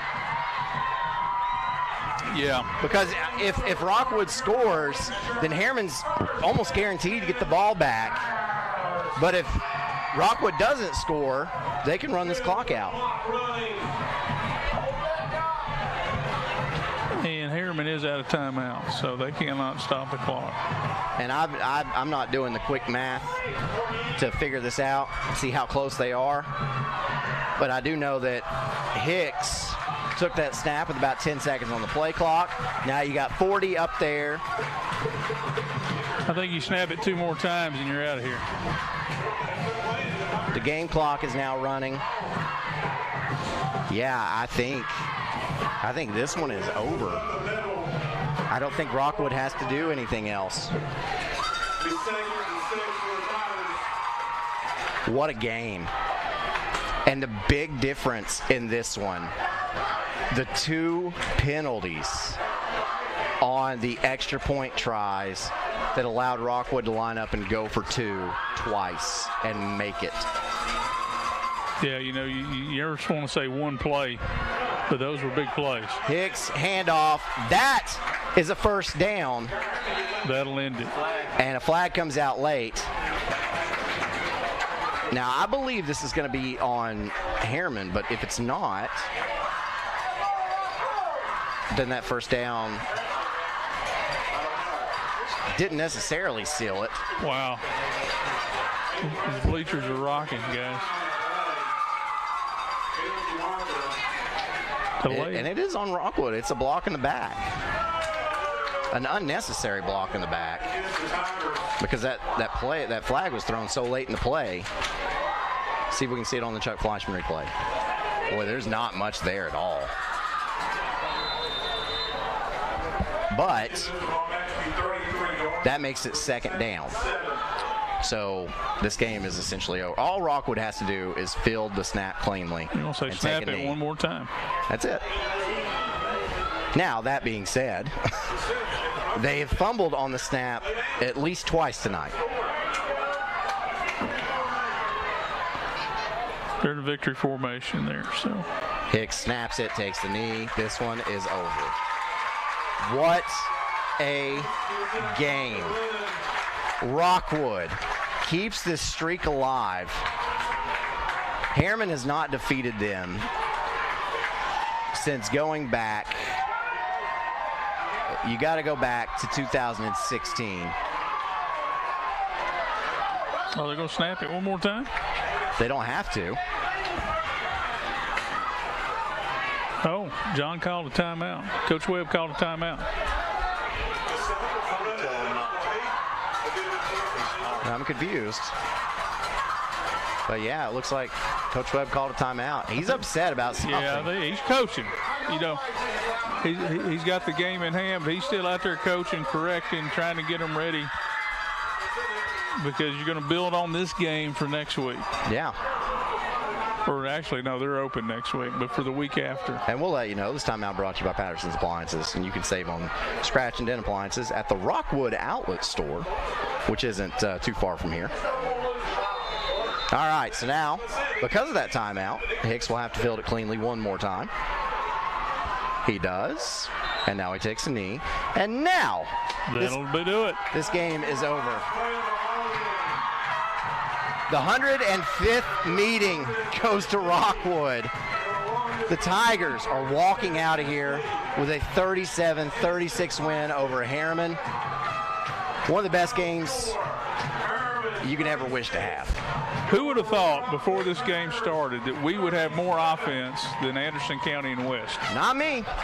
Who'd have thought that? Not me. Well, you know, and West, 2 of their points came on a safety. Exactly. So that wasn't even offense. Gracious. What a game. The longest running rivalry, consecutive rivalry in Tennessee. And this game goes to Rockwood. And Harriman suffers another heartbreaker. Looking back on it, Harriman lost to Wartburg by 3 points. Harriman lost to Oakdale by 2 points. Harriman lost to Oliver Springs by 1 point. And now Harriman loses to Rockwood by 1 point. And 3 of those opponents are region opponents. So at the end of the season, if Harriman doesn't make the playoffs, and right now it's looking like they're not going to make the playoffs, you have 3 games in your region where you lost by less than 2 points. Yeah. That is heartbreaking for Coach Travis Tapp and those Blue Devils. But, man, Grayson Christ, a junior, so he'll be back next year. Cameron Anderson, a sophomore, so he'll be back next year. And I think you got to like what you see if you're a Harriman fan. Huge improvements from where they started this season. And we'll let you know the Free Medical Clinic Friday night scoreboard show is next with David Queener and Jonathan Cox. And, buddy, it's going to be a good one. Just listen to it. Call in. Let everybody know where you were. If you were here, call in. Let them know. This has been so much fun. Well, do you have any final thoughts? Well, I just, there's no quitting either of these teams tonight. There were ample opportunities for each team to kind of lay down and let the other team take control, and you never saw that tonight. Both teams fought very hard. This game meant a lot to both sides, and Rockwood came out with the win tonight. So yeah, and we're talking about how heartbreaking this is for Harriman. The Blue Devils, Rockwood scored 5 touchdowns. Harriman scored 6 touchdowns, and Harriman still loses by 1 point. By 1 point. Wow. Special teams, man. Yeah. Special teams. It makes a big difference. So we invite you now. Stay tuned for the Friday night, the Free Medical Clinic Friday night scoreboard show. I want to thank all of our sponsors, including for tonight's game. And we can't do this without our sponsors. So we are very happy to have all of you on board, especially for tonight's game, the city of Rockwood. I want to thank Mayor Jason Jolly and the Rockwood Council members. One of those including a member of this Rockwood coaching staff, Coach Larry Davis, but also including Steve Bryant, Peggy Evans, April Faust-Wilson, Mike Fuller, Mike Reed. They are going to be very, very happy after tonight's win, and Rockwood is positioning itself to possibly get a home game in the playoffs. The Tigers still have to play Oliver Springs and Coalfield, and I assume those matchups going to be pretty fun as well later on in this season. So we'll have that Rockwood Coalfield game when it takes place, so very excited about that. So again, inviting you to stay on for the Free Medical Clinic Friday night scoreboard show. For Brad Jones, Coach, and Dr. Dan Shoemaker, I'm Aaron Harvey. Whew. Good night, folks. At OEB Law, our home is your home. And your family is our family. And down here, family takes care of family, giving back and helping out whenever needed. OEB Law is proud to be from East Tennessee. OEB Law feels like home. Our story starts with a promise made to the communities of East Tennessee. A promise to always look forward, to the horizon, and past it. A promise to help you live well. At Covenant Health, whenever you enter one of our hospitals, visit any of our physicians, or talk to us on the phone, we will welcome you and your family as one of our own. Because it's about you, and it's about time. Covenant Health, for every moment.